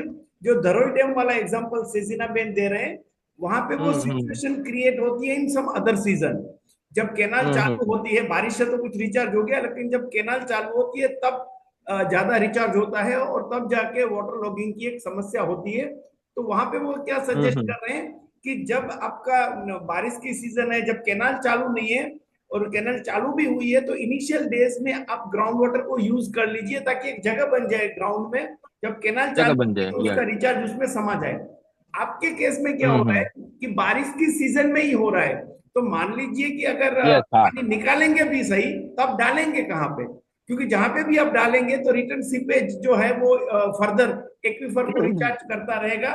तो उस सेंस में यस। जो है, वो जो धरोई में उनका समझ जो काम में आई है, वो आप में नहीं हम्म। आएगी, क्योंकि आप में वाटर लॉगिंग, वाटर पुलिंग, ये सब हो रहा है, और एक शॉर्टर ड्यूरेशन में हो रहा है। तो वो एक बड़ी यस। चैलेंज है कि उस पानी को आप मतलब आप निकाल के डालेंगे कहाँ पे? तो वो यस। समस्या पे ही हमें आगे देखना है, शायद उसी का सॉल्यूशन आपके प्रोजेक्ट एरिया में निकालना पड़ेगा। और एक हिल है पोरबंदर के पास में जिसका नाम है बरडा डूंगर। बर्ड आ हाँ गया। वहां से हाँ बहुत सारी अमाउंट में पानी जो है वो पोरबंदर की क्रिक की तरफ आता है। तो there is a larger area और जहां से पानी एक्यूमुलेट होता है and then there is a smaller area जो पोरबंदर क्रिक से पानी को बाहर निकलना है। तो उसकी वजह से हम्म। वाटर लॉगिंग तो मैं नहीं कहूंगा लेकिन वाटर पुलिंग बहुत बड़े पैमाने पे वहां पे हमने होता हुआ देखा है। और एज यूजुअल सब जगह पे होता है कि पानी जाने की जो चैनल जो है वो डे बाय डे नैरो हो रही है, एंक्रोचमेंट हो रहा है। तो उसके पीछे पानी बहुत भरता है, बहुत लंबे समय तक भरता रहता है। तो ये समस्या जो है वहां पे कॉमनली देखी गई है पोरबंदर इलाके में। और और शैलेश भाई, ये मतलब अभी तक मैं पहचान पाया हूँ या फिर समझ पाया हूँ कि ये जब ये वाटर पुलिंग का जो मतलब इश्यू है वो ज्यादातर मुझे अभी यहाँ पर क्ले का है प्रश्न, तो मतलब क्ले की वजह से ये सब हो रहा है, ऐसा मैं समझाऊँ तो ये क्या सही है? किसकी वजह से हुआ है? मतलब क्ले का यहाँ पर प्रमाण पूरा ज्यादा है ऊपर की ओर सतह पर, मतलब क्ले पूरा। ठीक है। महेश जी, आपके प्रोजेक्ट एरिया में हम ये स्टडी करने की कोशिश करें कि एट प्रेजेंट जो हम देख रहे हैं वो है कि आपका हम्म। ऊपर का एक शैलो एक्वीफर है जिसमें ज्यादातर वेल्स हैं and we are trying to yes. Understand कि is there any deeper aquifer. अगर वो डीपर हम्म। एक्वीफर है तो ये वाटर पुल्ड हुआ जो पानी है उसको हम डीपर एक्वीफर में ट्रांसफर करने का एक समझ बना रहे हैं। लेकिन उसके लिए we have to first confirm कि वहां पे डीपर एक्वीफर एग्जिस्ट करता है, उसकी प्रॉपर्टी क्या है। तो मेरे ख्याल से आपके हम्म। प्रोजेक्ट इलाके में जब हम नेक्स्ट बार आएंगे तो उस मुद्दों को हम देखेंगे। लेकिन श्योर। सिर्फ ऐसा नहीं कि क्ले है इसलिए ये इश्यू ज्यादा है। सेजिना बेन ने जो एग्जांपल दिया वहां पे तो पूरा का पूरा एलयूएम है, फिर भी वाटर लॉगिंग हम्म। वाटर पुलिंग की समस्या है। तो basically the quantum of water is more, जिसको बाहर निकल जाना था समंदर में अब वो नहीं निकल पा रहा है इसलिए वहां रुक रहा है। And the aquifer already saturated है। आपके इलाके में जो कुएं हैं, कुएं तो मुंह तक भरे हुए हैं, तो अब एक्वीफर पानी हम्म। मिलेगा कहाँ से?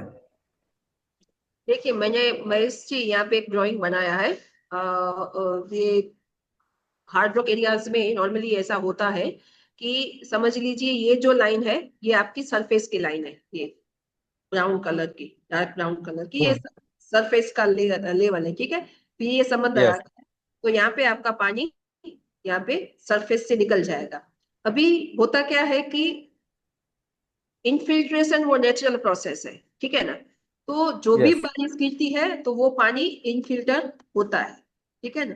तो ये आपका जो है ये आपका अनकन्फाइंड एक्वीफर है, मतलब कोई ऐसा रॉक फॉर्मेशन है कि जिसमें पोरोसिटी है, परमिएबिलिटी है, वो उसमें पानी रिचार्ज होता है और फर्दर ग्रेडियंट को फॉलो करते हुए फ्लो करता है।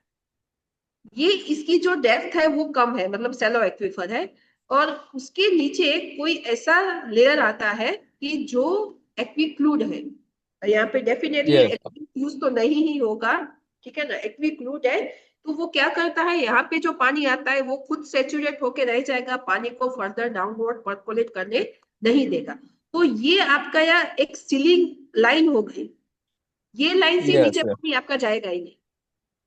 ओके। बस सेम सेम ये यही कंडीशन है यहाँ पर। यस। हाँ हाँ, और अभी होगा क्या कि आपका बारिश आ रहा है, जो भी आपके डैम्स या चेक डैम्स वो भरे हैं वो भी आपको मतलब इसको रिचार्ज करते हैं। अभी आपका recharge is higher than discharge, हाँ। या फिर इसकी हम्म। एक्वीफर की जो कैपेसिटी है उससे क्वांटम, एक्वीफर का अगर आप एरिया देखो, उसकी पोरोसिटी का परसेंटेज आप निकालो उस एरिया का, तो जितना पानी ये होल्ड कर सकता है ना उससे ज्यादा इसको रिचार्ज मिल रहा है। तो वो ज्यादा क्या, पानी आ रहा है। यस। हाँ, तो ये सरफेस से भी पानी जाएगा और वेल में से ये पानी बाहर निकलेगा। ओके, तो ये गॉट ड्यूरिंग इट। मानसून की सिचुएशन है। जैसे मानसून खत्म हुआ आपने, तो ये उसकी उसकी जो वाटर टेबल है वो यहाँ पे रहेगी। आप मानसून के बाद सौराष्ट्र के कोस्टल एरिया में देखो तो सब कुएं जो है वो ग्राउंड लेवल तक भरे रहते हैं। तो आपका ये जो यहाँ से जो रिचार्ज ऐड हो रहा था वो मानसून के बाद बंद हो गया। तो ग्राउंड वाटर ने, और जो सरफेस पे जो डिस्चार्ज हुआ वो सब समुद्र में चला गया। तो ग्राउंड लेवल है वहां पे कुएं का वाटर टेबल रहेगा। अभी क्या होगा कि जब आप एक्सट्रैक्शन करेंगे रबी सीजन के लिए, तो आपके पास जो स्टोरेज है वो इतना ही है, तो फटाक यस। से आपका वाटर लेवल जो है वो डाउन जाएगा। डाउन हो जाएगा। ठीक है? तो ये सिचुएशन है आपकी। Okay good. Thank you. Thank you. तो धरोई वाले को तो क्या है, जल से है, वो तो उसके बाद भी डीप एक्वीफर है, उनके पास बहुत ज्यादा जगह है पानी को सब सरफेस स्टोर करने के लिए। यस।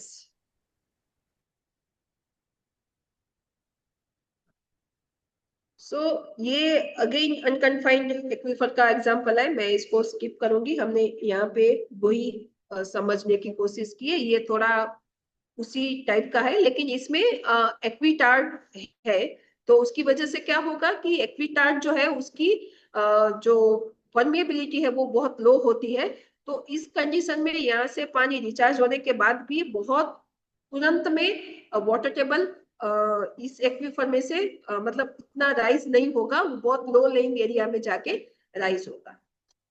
जो अनकन्फाइंड, अगर सीधा यहाँ पे क्या है कि इस एरिया में क्या है, सीधा अनकन्फाइंड है, लेकिन इस एरिया में एक लेयर है जो एक्वीटार्ड है, तो मतलब वो उसको कन्फाइंड ज्यादा नहीं कर रहा है, लेकिन उसकी परमिएबिलिटी लो है, तो यहाँ से जो पानी रिचार्ज होगा वो धीरे धीरे होगा, और ये फिर आपका जो सेचुरेशन लेवल है उसको राइज होने में मतलब टाइम लगेगा, तो उसका जो नेचुरल डिस्चार्ज एरिया है वो काफी ज्यादा पानी एक्यूमुलेट होने के बाद एक डिस्टेंस पे उसको मिलेगा। ओके, सेसिना तो प्रीवियस स्लाइड्स को रखिए थोड़ा।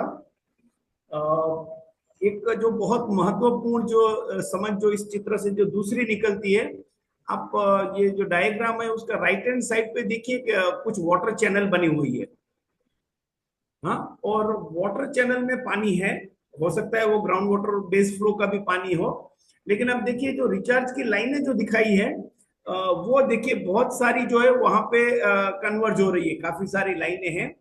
तो ये बहुत इंपॉर्टेंट होता है कि जब पानी कम होता जाता है सिस्टम से, तो पानी ज्यादातर जो वाटर चैनल्स के आसपास जो है वो आपको लास्ट में मिलता है। इसका रिवर्स भी यही सही है कि जब अगर नदी भी बहेगी तो पहले अपने आसपास के एरिया को रिचार्ज करती है, उससे जितने दूर जाते जाएंगे उतना पानी कम भी होगा, कम वॉल्यूम में रिचार्ज भी होगा। तो इसलिए जहां पे भी पानी वाटर स्केर्स एरिया है, high temperature low rainfall area है, वहां पे आप देखेंगे तो जो वाटर चैनल्स जो है वो ग्राउंड वाटर की दृष्टि से भी इन अ वे एक लाइफलाइन की तरह काम करती है। So this is confined aquifer, तो उसमें हम समझने की कोशिश करें कि ये जो है वो आपका टॉप लेयर जो है वो अनकन्फाइंड एक्वीफर है, ये वाला, हाँ, ये कन्फाइनिंग लेयर है, मतलब कुछ एक्वी फ्लूइड है ये। ओके, ये कन्फाइंड एक्वीफर है, यहाँ पे फर्दर और कोई स्ट्रेटा है, ठीक है। तो ये हम दो एक्वीफर की अभी हम यहाँ पे बात करें, तो ये आपका हिली एरिया है जहां से आपको रिचार्ज मिलता है, तो ये ग्राउंड की सरफेस है भैया। ये आप जो ये डॉटेड लाइन है इसको आप देखिए, तो ये कहीं ना कहीं आपका वाटर टेबल जो है ये आपका कन्फाइंड एक्वीफर हुआ, तो उसको रिचार्ज यहाँ से मिल रहा है। तो आप देखिए कि यहाँ पे आप नेचुरली कोई तालाब बनाएंगे या कुछ भी बनाएंगे, ये इसको रिचार्ज करेगा, वो रिचार्ज आके यहाँ पे रुक जाएगा, वो उससे फर्दर डाउनवर्ड परकोलेट नहीं होगा।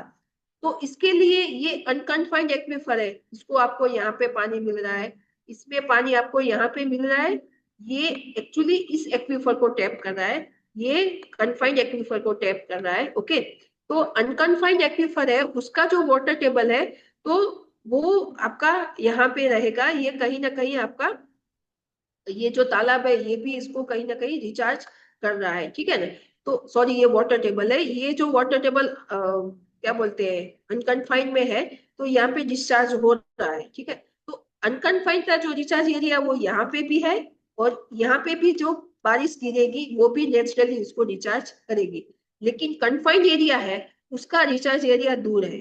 तो जब हम कन्फाइंड एक्वीफर की बात करते हैं तो हमें ये देखना पड़ेगा कि जो अंकित जी आपका क्वेश्चन था कि हमको कैसे पता चलेगा कि उसका मतलब रिचार्ज एरिया कहाँ पे है, तो इस वेल का जब आप लिथोलॉग स्टडी करेंगे तो आपकी सरफेस जियोलॉजी पे ये रॉक फॉर्मेशन दिखाएगा, लेकिन आप जिस रॉक फॉर्मेशन में से पानी ले रहे हैं, जो एक्वीफर है, वो आपका नीचे कहीं पे पोजीशन उसकी नीचे है।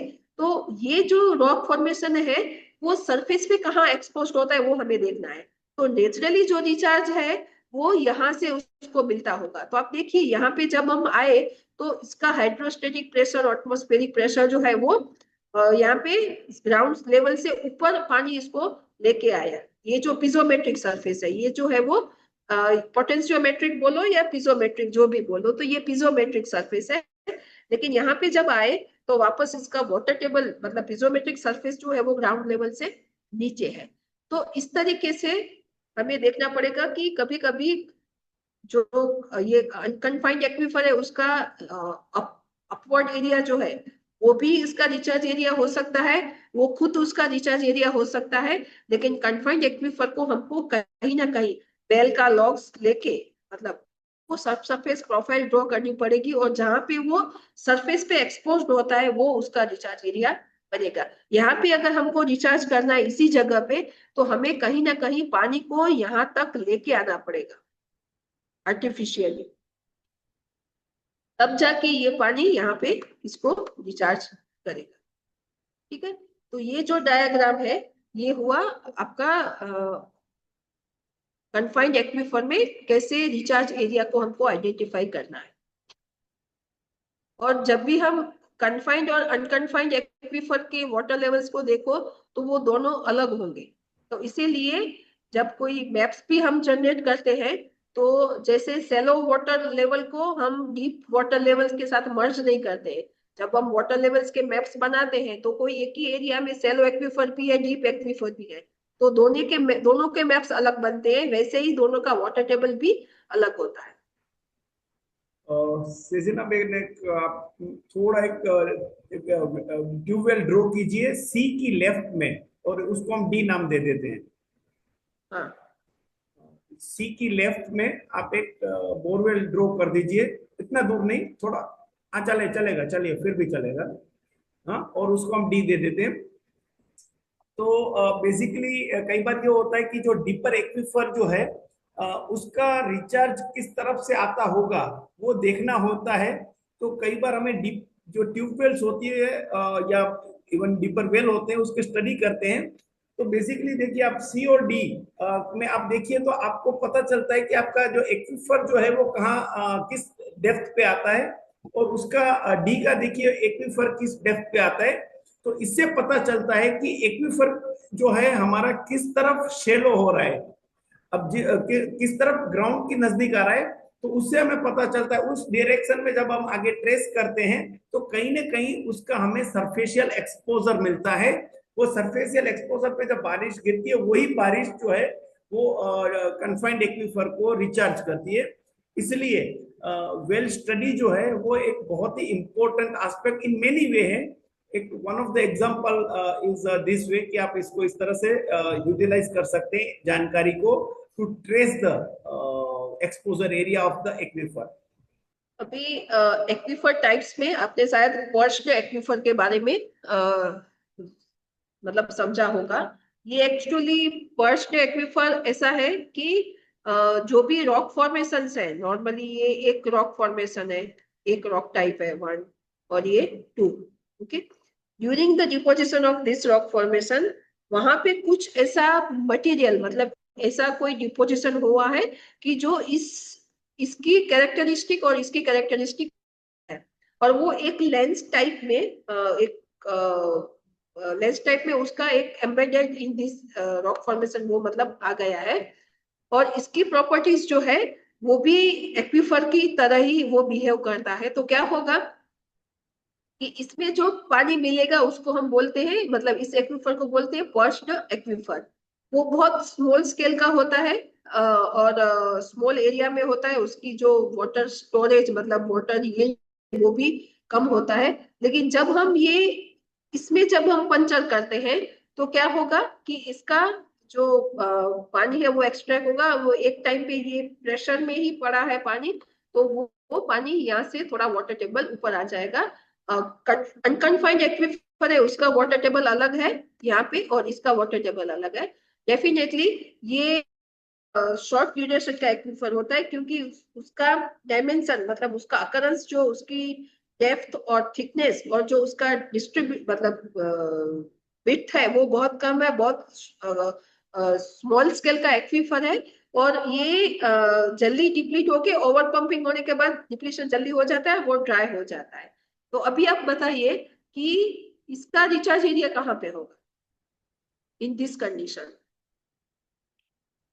वर्स्ट एक्वीफर का रिचार्ज एरिया कहाँ पे होगा? जैसे हमने बोला कि कन्फाइंड एक्वीफर है, तो वो जहाँ पे एक्सपोज्ड है वहां पे हम उसको रिचार्ज कर सकते हैं, जो हमने अगली स्लाइड में समझने की कोशिश की कि यहाँ पे ये कन्फाइंड है तो इसका रिचार्ज हमको यहाँ से मिलेगा। इसका, क्योंकि ये तो एक मेजर रॉक फॉर्मेशन नहीं है, एक जियोलॉजिकली मेजर फॉर्मेशन नहीं है कि जो कहीं और एक्सपोज हुआ होगा, तो ये तो बीच में एम्बेडेड एक लेंस है, एक लेयर है। तो इसका रिचार्ज एरिया कहाँ पे होगा इसको रिचार्ज करना? With in this area itself, with in this area. Okay, मतलब पर्च एक्वीफर का जितना भी अभी डायमेंशन दिखा रहे हैं आप डायग्राम में, उसी एरिया में पानी डालेंगे, वही रिचार्ज होगा और वहीं से डिस्चार्ज होगा। वहीं से डिस्चार्ज होगा। इन व्हाट कंडीशन की अगर ये आपका जो ऊपर का लेयर है वो मतलब एक्वीफर है, अनकन्फाइंड यहाँ पे एक्वीफर दिखाया है, तो ये पोरस और परमिएबल है तो ये जाएगा। इन केस यहाँ पे एक्वीक्लूड है तो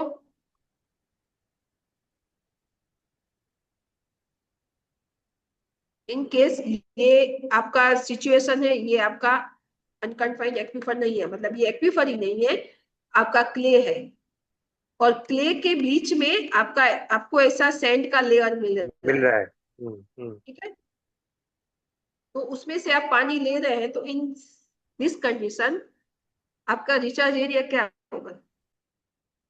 तो in this condition what is the recharge area? Natural recharge area इसको मिलेगा, ये कहीं पे एक्सपोज्ड हो ऐसे तो हम बोले कि यहाँ से उसको रिचार्ज मिलेगा, लेकिन इन दिस कंडीशन वो उसको नेचुरल रिचार्ज कहीं से भी नहीं मिलेगा। ओके, इसको रिचार्ज करने का एक ही तरीका है कि अगर आपके पास यहाँ पे एक स्ट्रक्चर है, तो वो स्ट्रक्चर में आप रिचार्ज बोरवेल बनाओ। जिस तरीके से हम एक्सट्रैक्शन के लिए वेल्स और बोरवेल्स बनाते हैं, तो ये पानी को यहाँ तक हमको परमिएबल बनाना पड़ेगा। मतलब ये एक्वीक्लूड है तो उसका प्रॉब्लम क्या है कि वो पानी को परमिएबल होने नहीं देता है, मतलब तो इसको हमको परमिएबिलिटी देनी पड़ेगी और उसको सीधा कनेक्शन वो एक्वीफर के साथ देना पड़ेगा, तो ये पानी जो सरफेस पे जो पानी है वो ट्रैवल करके यहाँ पे आएगा। तो उसका कोई बेसिकली कोई भी सिचुएशन में we will have to reach to that surface जहाँ पे रिचार्ज करना है। यस, क्योंकि बीच में ऑब्स्टेकल है एक्वीक्लूड का, मतलब ऐसा कोई लेयर है कि जो सरफेस पे आप कितना भी रिचार्ज करो वो पानी को वो एक्वीफर तक पहुंचने नहीं देगा नेचुरली। तो वहां पे आर्टिफिशियल जो रिचार्ज है वो वहां पे काम करता है, ठीक है ना। तो इसका नेचुरली रिचार्ज एरिया कोई भी नहीं। ये एक कंडीशन है रिचार्ज और डिस्चार्ज एरिया की। जब हम बात करें कास्ट लाइमस्टोन, लाइमस्टोन का जो एरिया होता है ये लोकलाइज्ड सिचुएशन होती है। क्या होता है कि लाइमस्टोन बेसिकली कैल्शियम कार्बोनेट है, ठीक है ना। तो क्या होता है कि वाटर मूवमेंट से उसमें डिसोल्यूशन होता है, मतलब कैल्शियम जो है CaCO3 कैल्शियम कार्बोनेट वो वॉश आउट होता है और वहां पे केविटीज बनती है। और वो केविटी किस तरीके से बनेगी, कहाँ बनेगी, ये पूरा का पूरा ये मतलब नेचुरल है। ये यहाँ भी ऐसे भी बन सकती है, कहीं से भी बन सकती है, जिस तरीके से जहां से पानी का मूवमेंट हुआ उसने जहाँ पे मतलब डिसोल्यूशन किया, इरोजन हुआ, उस हिसाब से अंडरग्राउंड वो कैविटीज बनती रहती है। और ये ग्राउंड वाटर फ्लो है वो ये कैविटीज से मतलब डिफरेंटली बिहेव करता है। आपका वाटर टेबल यहाँ पे है, ठीक है, आपका एक्वीफर है ये पूरा का पूरा, तो हमको लगता है कि पानी इसी तरीके से जाके सीधा पहले वाटर टेबल को मैच करेगा फिर फ्लो होगा।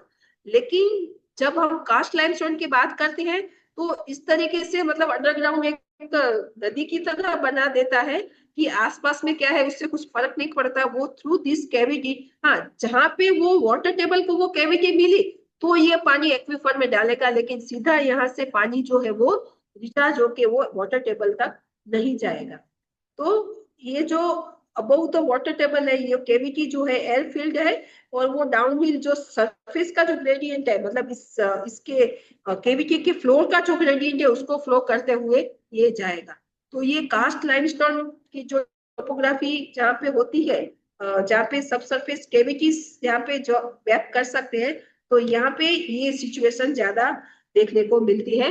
लाइमस्टोन का अगर आप एक ही एरिया सौराष्ट्र में भी जो मांगरोळ वो सब एरिया है, वहां पे सब सरफेस कैविटीज बहुत है। तो कभी कभी क्या होता है कि यहाँ पे तो चलो ये स्प्रिंग होके ये स्ट्रीम में आ गई, लेकिन समझ लीजिए ये सीधा का सीधा ऐसे ही है और समंदर है यहाँ पे, तो क्या होगा, ये सारा पानी यहाँ से लेके समंदर में सीधा डिस्चार्ज।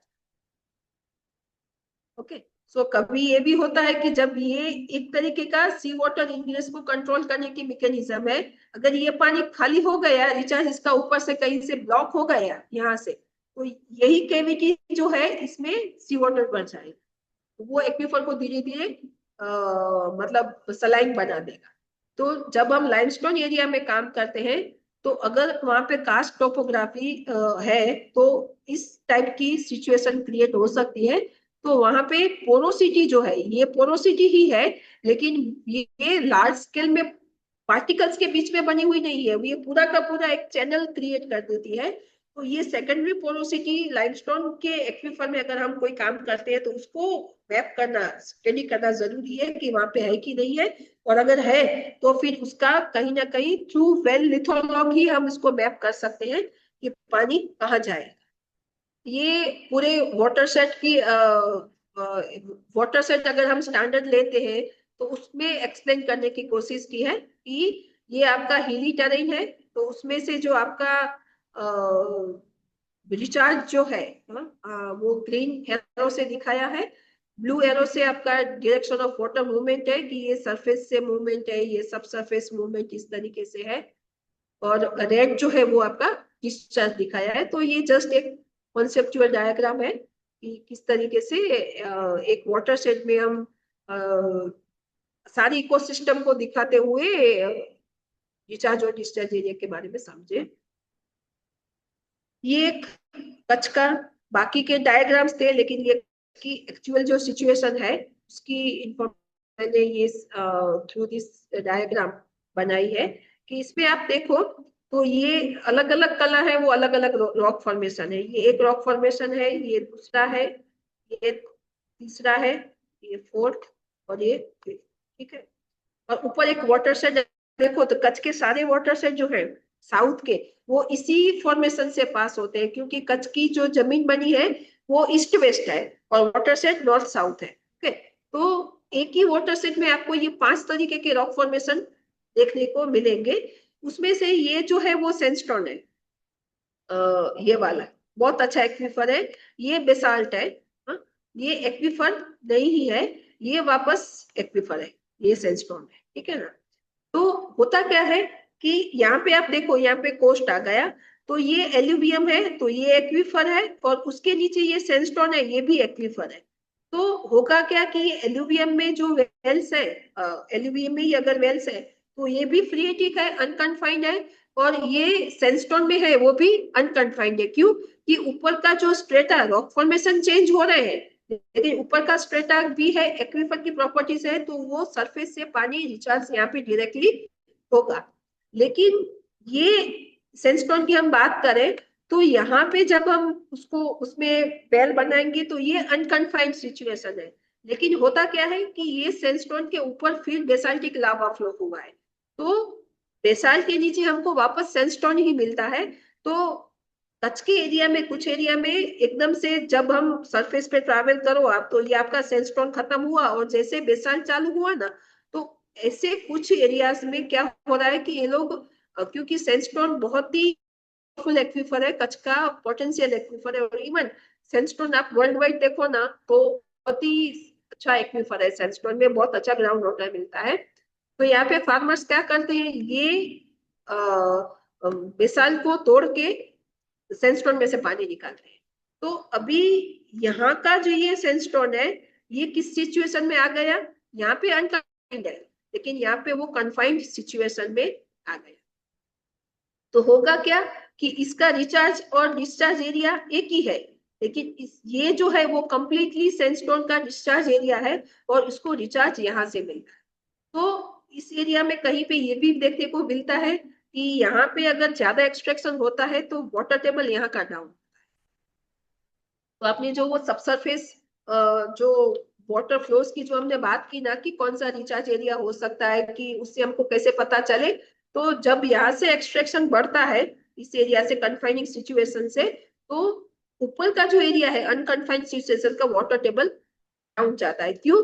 कि यहाँ पे कन्फाइनिंग सिचुएशन ऐसी कि ये पूरा का पूरा कनेक्शन में है, ठीक है ना। अगर हम ऊपर की दूसरे जो स्केच हमने देखे, ठीक है ना, यहाँ पे तो यहाँ पे एकदम से पास में वो नहीं है, ये एकदम से हिली टेरेन में यहाँ पे ओपन होता है और फिर यहाँ पे आता है। लेकिन इस कंडीशन में आपका एकदम से पास में ही उसका रिचार्ज एरिया इंटरमीडिएट ही है और एक ही कनेक्शन है, यहाँ पे भी अच्छा खासा एक्सट्रैक्शन हो रहा है, यहाँ पे भी हो रहा है। लेकिन यहाँ से जैसे ही एक्सट्रैक्शन हुआ तो अनकन्फाइंड में से पानी सीधा पहले कन्फाइंड सिचुएशन में उसको, तो ये रियल एग्जांपल है कच्छ का। जब आप कच्छ विजिट करेंगे तो हम आपको ये दिखाएंगे।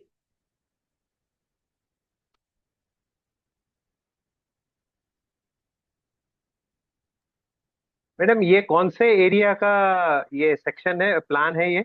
कौन से बुंदरा से लेके इस साइड का है, कौन से एरिया का है ये? आप भुज से निकल के अगर मांडवी के ट्रैक पे मांडवी की तरफ?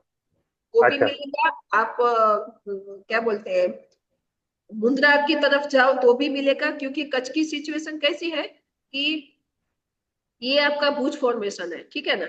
उसके बाद आपको मिलेगा बेसाल, उसके बाद मिलेगा कोस्टल, तो पूरा का पूरा कोस्ट जो है ना वो ऐसे ही है और वाटर सेट सारे ऐसे ही है।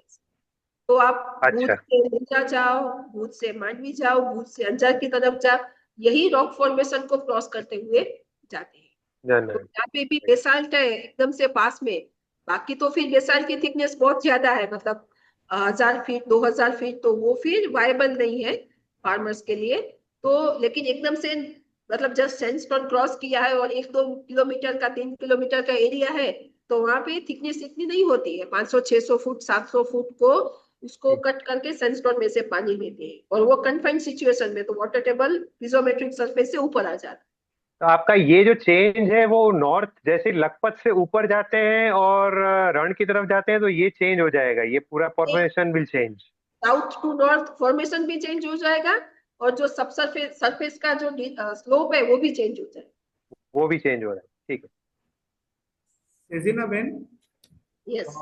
इसी चित्र में पता नहीं आपने आगे लिया है कि नहीं लिया है, अगर नहीं लिया है तो आप इसी चित्र में जो जब रिचार्ज एरिया डिस्चार्ज एरिया की बात करते हैं तो डाइक और फॉल्ट जो है वो किस तरह से अपना रोल प्ले करते हैं, शायद डाइक का आपने इस चित्र में बताया है तो थोड़ा आप एक्सप्लेन कर सकते हैं, क्योंकि हमने डाइक और फॉल्ट को बहुत अच्छे से सरफेस जियोलॉजिकल फीचर्स में कवर किया है।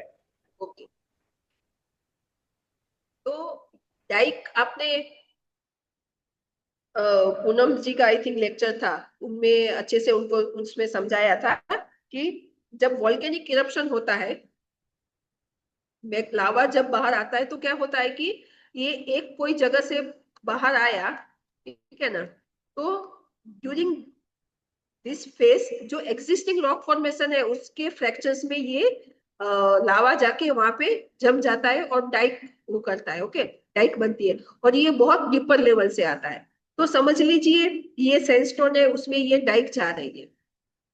अभी डाइक किससे बनी हुई है, उसका रॉक टाइप क्या है, बेसाल्ट है, और ये बेसाल्ट कैसा होगा, हार्ड होगा।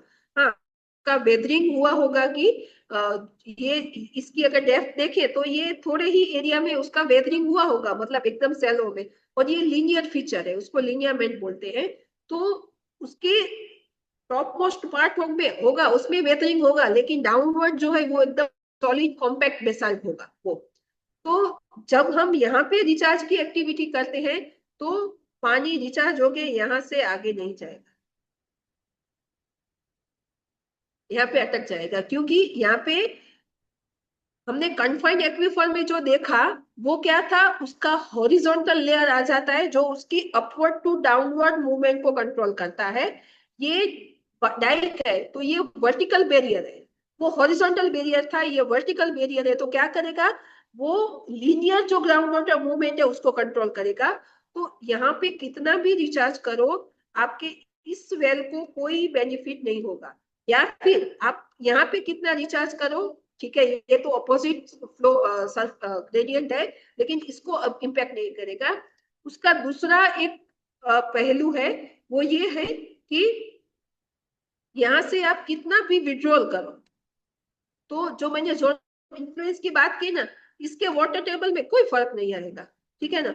और यहाँ पे से आप विड्रॉ करो, इसके वाटर टेबल में फर्क नहीं आएगा, सॉरी यहाँ पे नहीं आएगा कुछ। तो जब हम डाइक्स, जब आपको सेडिमेंट्री रॉक फॉर्मेशन में या इवन कोई भी रॉक फॉर्मेशन में आपको डाइक जब मिलती है, तो डाइक जो है वो ग्राउंड वाटर मूवमेंट को ब्लॉक कर देती है, हॉरिजॉन्टल जो ग्राउंड वाटर मूवमेंट है उसको ब्लॉक कर देती है, और दोनों तरफ की जो रिचार्ज एरिया डिस्चार्ज एरिया है वो अलग हो जाते हैं, और वहां पे जोन ऑफ इन्फ्लुएंस भी नहीं रहता है। तो डाइक की इस तरफ का जो ग्राउंड वाटर डिजाइन और उसकी कंडीशन अलग होगी, यहाँ पे भी अलग होगी, depends on the amount of water is being recharge और एक्सट्रैक्टेड। तो सजीना मैन आप ये कह रहे हैं कि with in a similar formation, भले वो फॉर्मेशन कितना भी मैसिव क्यों ना हो, जब उसमें से डाइक पास होती है तो from a management point of view या from a user point of view वो दोनों सेपरेट, मतलब डाइक की एक तरफ का इलाका अलग बिहेव करेगा, डाइक की दूसरी तरफ का इलाका अलग से बिहेव करेगा। यस, तो ये एक्चुअली क्या करता है कि एक्वीफर का विद इन दैट एक्वीफर वो कंपार्टमेंट बना देगा। और ground water management point of view से ये बहुत अच्छी बात है कि आपका कोई रीजनल एक्वीफर है, ठीक है ना, उसमें अगर आप डाइक्स को मैप करते हो तो विद इन दैट आप डिसेंट्रलाइजेशन कर सकते हैं कि इस एक्वीफर का इस पोर्शन का जिस तरीके से आप मैनेजमेंट करेंगे वो दूसरे पार्ट को अफेक्ट नहीं करेगा, और ये होता है। और क्योंकि डाइक जो है वो मैग्मा से निकलती हुई आ रही है, मतलब कि हम जितना इमेजिन कर सकते हैं उतना वो डीपर है, उससे ज्यादा डीपर है। मतलब कोई चांस नहीं है कि इसमें आप कुछ कर सकते हो। मैनेजमेंट पॉइंट ऑफ व्यू से ये दोनों सेपरेट यूनिट हो गए, अब आपको दोनों को सेपरेटली ही डील करना है। यस यस, रॉक टाइप एक है आपका जो अकरेंस डिस्ट्रीब्यूशन भले एक ही एक्वीफर से है, लेकिन ये जो है वो उसको कंपार्टमेंट कर देता है, और उसका वर्टिकल कंपार्टमेंट करेगा, और उसकी मूवमेंट को हॉरिजॉन्टल जो मूवमेंट है उसको वो ऑब्स्टेकल कर। ठीक है, ठीक है, थैंक यू। आपकी और स्लाइड्स हैं?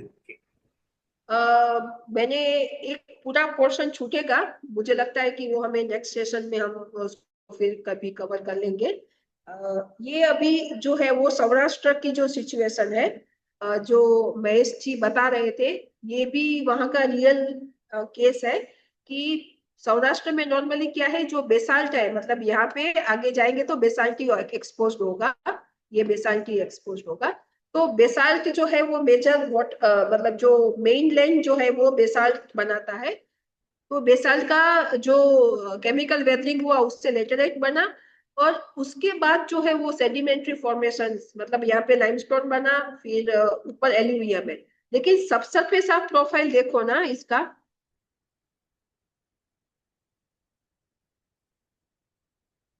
सबसरफेस आप प्रोफाइल देखो, सॉरी यहाँ तक नहीं जाएगा, सबसरफेस प्रोफाइल देखो तो ये लाइमस्टोन आया, ये क्ले आया, वापस लाइमस्टोन है। तो यहाँ पे जब आप बोरवेल या कुआं करोगे तो क्या होगा कि उसमें एक लाइमस्टोन का एक्वीफर आया, वापस एक्वीक्लूड आया, ये लाइमस्टोन आया। तो ये जो लाइमस्टोन है ये फ्रीएटिक एक्वीफर है, अनकन्फाइंड है, तो उसको ये रिचार्ज मिलेगा और पानी इस तरीके से मूव करेगा, यहाँ से पानी का मूवमेंट बंद हो जाएगा, क्योंकि ये क्ले है जिसका प्रॉपर्टीज क्या है, एक्वीक्लूड है, वो पोरोसिटी एब्जॉर्ब कर लेगा, लेकिन उसमें परमिएबिलिटी नहीं है।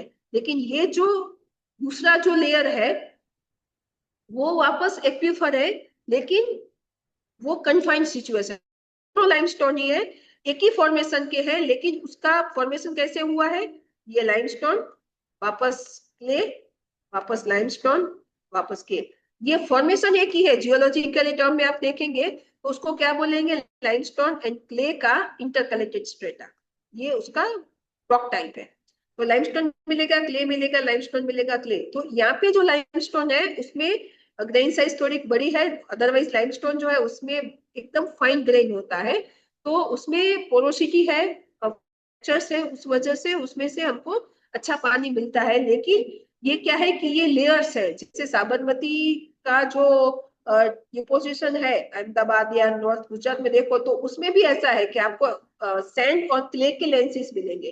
तो इन दिस कंडीशन आपका टॉप मोस्ट जो लेयर है वो अनकन्फाइंड सिचुएशन में है और ये कन्फाइंड सिचुएशन में है।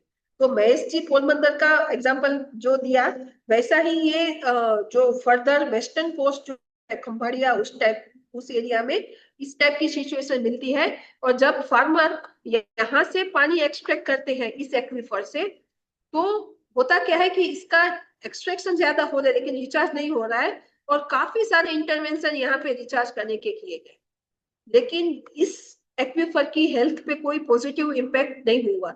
जब हमने स्टडी किया तो उन्होंने बोला कि हमारे कुएं ओवरफ्लो होते हैं, लेकिन मानसून के बाद जैसे ही हम इस एक्वीफर में से पानी लेते हैं, क्योंकि उसमें जो पानी आया था वो ऊपर से ऐसे आया कि वो जो ट्यूब है, बोरवेल है तो ट्यूब है, ओपन वेल है तो वो जो पूरा स्ट्रक्चर है वो सरफेस फ्लो से भरा हुआ था। जैसे ही बारिश खत्म हुई उन्होंने पानी निकाला तो वो जो मतलब एक टैंक की तरह जो ऊपर स्टोर वाटर था वो निकल गया, तो वाटर टेबल गया नीचे। तो इन सच कंडीशन अगर उसी एरिया में आपको काम करना है तो आपको आर्टिफिशियल रिचार्ज यहाँ पे करना। तो ये सौराष्ट्र की जब लाइमस्टोन के साथ नॉर्मली क्ले और शेल का इंटरकलेटेड स्ट्रेटा होता है, तो जब सेडिमेंट्री में हम इस तरीके से काम करते हैं तो हमको थोड़ा देखना पड़ता है कि इंटरकलेटेड स्ट्रेटा किस तरीके का है, ताकि वो एक्वीफर में जो ग्राउंड वाटर मूवमेंट है उसको प्रमोट करता है या ऑब्स्टेकल करता है। यस, जो रिज लाइन की जो बात थी, हाँ आप प्रीवियस स्लाइड ले लेंगे थोड़ा। यस कल मैंने है ना, क्योंकि ये आपको सेम चित्र मदद करेगा एक चीज समझाने में। कल मैंने योगेश को क्वेश्चन पूछा था कि इंटरट्रेपियन बेड क्या होते हैं, तो उन्होंने कहा कि दो फॉर्मेशंस के बीच में जब सेडिमेंट्री डिपॉजिट्स आते हैं तो वो इंटरट्रेपियन बेड होते हैं। क्योंकि हमारा काफी सारा इलाका हार्ड रॉक और स्पेसिफिकली बेसाल्ट का है, तो बेसाल्ट में भी कई बार आपने देखा है जब सौराष्ट्र रीजन में काम करते हैं तो तरी जिसको कहते हैं, पता नहीं आप उसको कैसे देखेंगे टेक्निकली, तो आप थोड़ा समझाने की कोशिश करेंगे कि बेसाल्ट में तरी या उसका टेक्निकल टर्मिनोलॉजी अगर आप दें तो वो क्या होता है और वो कैसे काम करता है, क्योंकि उसमें भी रिचार्ज डिस्चार्ज का अलग से समझ बनती है। यस, लेकिन शैलेश भाई तरी जो है ना वो नॉर्मली सौराष्ट्र में सेडिमेंट्री फॉर्मेशन से इंटरट्रेपियन बेड से अलग भी बोलते हैं कि जब लावा का जो फ्लो होता है ना, कि समझ लीजिए एक लावा फ्लो हो गया, तो ये जो सरफेस है वो एटमॉस्फेयर में ओपन है, तो इसका कुछ ना कुछ केमिकल वेदरिंग हुआ होगा, उसके ऊपर दूसरा फ्लो हुआ, ठीक है ना। तो ये जो है ना वो एक वीक जोन की तरह काम करता है, इसमें एक लीनियर परमेबिलिटी होती है, उसमें पोरोसिटी होती है। तो जैसे पानी रिचार्ज हुआ ना यहाँ से, तो ये वर्टिकल मूवमेंट के साथ साथ through this line, through this week zone तरी से वो हॉरिजॉन्टल मूवमेंट भी करेगा। तो ये जो सरफेस है वो वेदर्ड सरफेस है उसी लावा फ्लो की, और शायद दूसरे एरिया में तरी भी कहते होंगे। ये जो इंट्राट्रेपियन बेड क्या है कि ये आपका एक बेसाल्टिक लेयर फ्लो बना, अभी क्या होगा कि बारिश की वजह से जो भी मटेरियल है वो यहाँ पे डिपॉजिट हुआ, समझ लीजिए, ठीक है, और फिर उसके ऊपर दूसरा लावा फ्लो बना। ये नीचे का लावा फ्लो है एक और ये दो, तो ये जो है वो एक डिपॉजिटेड मटेरियल है, ये एक सरफेस है तरी, और ये जो इंट्राट्रेपियन बेड जो है वो डिपॉजिटेड मटेरियल है, उसकी थिकनेस डिपेंड्स करती है कि उस टाइम पे एक लावा फ्लो और दूसरे लावा फ्लो के बीच में कितना टाइम गैप था, और उस टाइम पे कितना इरोडेड होके मटेरियल ट्रांसपोर्ट होके वहां पे डिपॉजिट हुआ। तो ये बहुत अच्छा ग्राउंड वाटर मूवमेंट के लिए भी अच्छा है और बहुत अच्छा एक्वीफर भी, अगर उसकी थिकनेस अच्छी खासी है। ओके, तो ये आप कह रहे हैं कि सौराष्ट्र रीजन में जो तरी जो मिलना है जो इंट्राट्रेपियन बेड नहीं है, लेकिन एक in a way weathered portion below the hard rock of lava फिर से मिल जाता है, क्योंकि वो लंबे समय तक एक्सपोज था और वेदरिंग हो गया था, उसके बाद सेकंड फ्लो आया। तो ये सौराष्ट्र में मिलना काफी कॉमन है। हाँ, और और इसके क्या लोग नंबर ऑफ लेयर्स होते हैं? यस, तो जितनी नंबर्स ऑफ लेयर्स मतलब तरी ज्यादा, तो उतना आपका ग्राउंड वाटर पोटेंशियल ज्यादा, क्योंकि वो तरी जो है वो हॉरिजॉन्टली आसपास के एरियाज में से वो पानी लाके वो उस कुएं में डाल रही है, क्योंकि सीधा सीधा हाईवे है, मतलब अगर उसको देखे तो जो वो पोर्स से पानी मूव करके आता है, तो थ्रू दिस तरी वो सीधा हाईवे से डायरेक्ट पानी उस वेल में आ जाता है।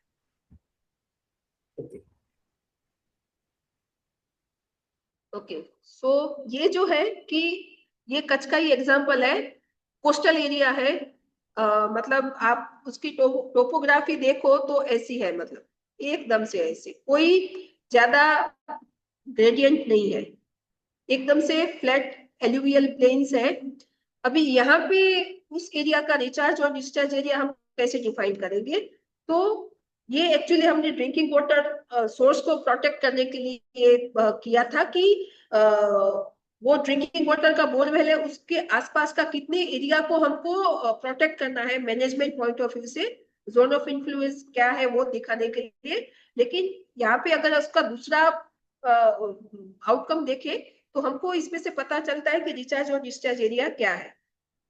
समझ लीजिए ये एक एरिया है यहाँ का कोई, ठीक है, यहाँ का कोई एरिया है, और इसमें से क्या हो रहा है कि एक बड़ी रिवर पास हो रही है, ये रिवर है, ठीक है। तो रिवर क्या करेगी, ये दोनों तरफ रिचार्ज करेगी, ठीक है। तो हमको ये पता है कि रिवर जब बहती है तो तरफ पानी तो रिचार्ज होगा, लेकिन सबसरफेस क्या सिचुएशन है वो हमको कैसे पता चलेगा? तो उसके लिए हमने क्या किया, ये रिड्यूस्ड वाटर लेवल, ये स्टैटिक वाटर लेवल नहीं है, ये रिड्यूस्ड वाटर लेवल है ग्राउंड वाटर फ्लो को डिपिक्ट करने के लिए। सरफेस स्टैटिक वाटर लेवल क्या है कि वो एक्चुअली आपके सरफेस से आप डेप्थ माप रहे हैं, ये जो है वो मीन सी लेवल से क्या हाइट है, तो ग्राउंड वाटर ग्रेडियंट उसमें बनता है। इस पे आप अभी ज्यादा मत सोचना, वो बात की सेशंस में आएगा, लेकिन through this water table, reduce water table contours जब हमने डिपिक्ट किया, तो ये देखिए ये हाइट बन रही है, ये कलर सेम हो रहा है ना, मैं दूसरा कलर ले लूं, तो ये आपकी जो हाइट है यहाँ पे 45 मीटर है, यहाँ पे 40, यहाँ पे 35, तो मतलब ये देखा जाए तो इस तरीके से माउंट बन रहा है, इसको बोलते हैं सब सरफेस हाइट। तो ये यहाँ से रिवर पास हो रही, तो रिवर क्या कर रही है, सब सरफेस भी वही ग्रेडियंट फ्लो हो रहा, फॉलो हो रहा है, और यहाँ से इस तरफ भी पानी जा रहा है और इस तरफ भी पानी जा रहा है। तो ये जो है ये इसका रिचार्ज एरिया हुआ। तो रिवर को, ये रिचार्ज पॉइंट को मैनेज करना बहुत इंपॉर्टेंट है to manage this recharge, sorry, drinking water borewell. तो और ये प्री मानसून है, ये पोस्ट मानसून है, तो मतलब अगर हम देखें कि पोस्ट मानसून में देखो ये रिचार्ज जो सब सरफेस आई है वो पूरा लीनियर हो गया, लीनियर मतलब देखा जाए तो ये जो रिवर का जो पैच है उसकी ही शेप को फॉलो कर रहा है और दोनों तरफ रिचार्ज कर रहा है। तो नॉर्मली क्या होता है कि मॉनसून के टाइम पे वो जोन है वो रिचार्ज एरिया की तरह काम करता है, लेकिन शायद मॉनसून के बाद विंटर में या समर में वो सिचुएशन चेंज हो जाती है। लेकिन हमने ये प्री मानसून में, ये बरसात पहला मतलब प्री मानसून में भी हमने उसको उसके फ्लो डायरेक्शन को हमने मैप किया, तो वही सिस्टम, हाँ डेफिनेटली ये जो यहाँ पे एक्सटेंडेड रिचार्ज एरिया है वो थोड़ा यहाँ पे नैरो हो गया है, क्योंकि एक्सट्रैक्शन बढ़ने से ये उसकी जो सप्लाई है वो कम हो गया और डिस्चार्ज ज्यादा है, तो लेकिन वही सिस्टम फॉलो करता है। तो इसीलिए मैंने पहले बोला था कि जब ग्राउंड वाटर फ्लो के आधार पे जब हम रिचार्ज और डिस्चार्ज एरिया आइडेंटिफाई करते हैं, तो हमको सीजनली उसका थोड़ा मॉनिटरिंग रेगुलर करना पड़े कि वो टाइम भी मॉनसून से अफेक्टेड सिर्फ रिचार्ज एरिया है या थ्रू आउट द ईयर वही सिस्टम फॉलो करता है। तो अगर हम इस, अभी ये रॉक्स फॉर्मेशन कहाँ पे एक्सपोज्ड है वो बात की बात है, लेकिन यही रिवर को अगर हम प्रॉपर मेंटेन करते हैं रिचार्ज पॉइंट ऑफ व्यू से, तो ये पेरेनियल इस दोनों बैंक के एरिया को रिचार्ज करता रहेगा, वो वेल्स को, एक्वीफर को फीड करता है। ठीक है ना। तो जब हम लो लेइंग एरिया में है, हमारा उसका कोई कनेक्शन नहीं है हिल्स का, ये टोपोग्राफी या ग्रेडियंट का, इन दिस कंडीशन हम through this contours ground water flow के बेस पे हम रिचार्ज और डिस्चार्ज एरिया को डिफाइन कर सकते हैं। ठीक है, तो आज के सेशन का जो कुछ टर्म्स है वो हम यहाँ पे वापस रिविजिट कर ले। यहाँ पे हमने रिचार्ज एरिया की बात की कि where water infilter into the ground water system, discharge area की ground water exit the aquifer systems, ground water flow की movement occurs from high to low gradient in subsurface, and flow system types की local to regional level की flow system होती है, उसका scale क्या है, उसका डिस्टेंस क्या है, उसके आधार।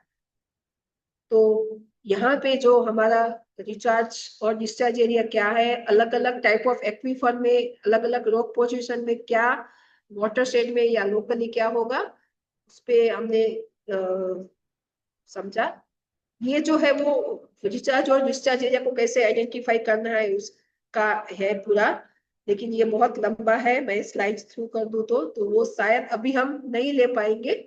तो इसको नेक्स्ट सेशंस होंगे, शैलेश भाई मैं रिक्वेस्ट करूंगी कि ये एक टॉपिक हम रख दे उसमें कि how to identify recharge and discharge area through मतलब स्टडीज या मैपिंग या रिसर्च। थैंक यू शैलेश भाई। Thank you Sejina Ben.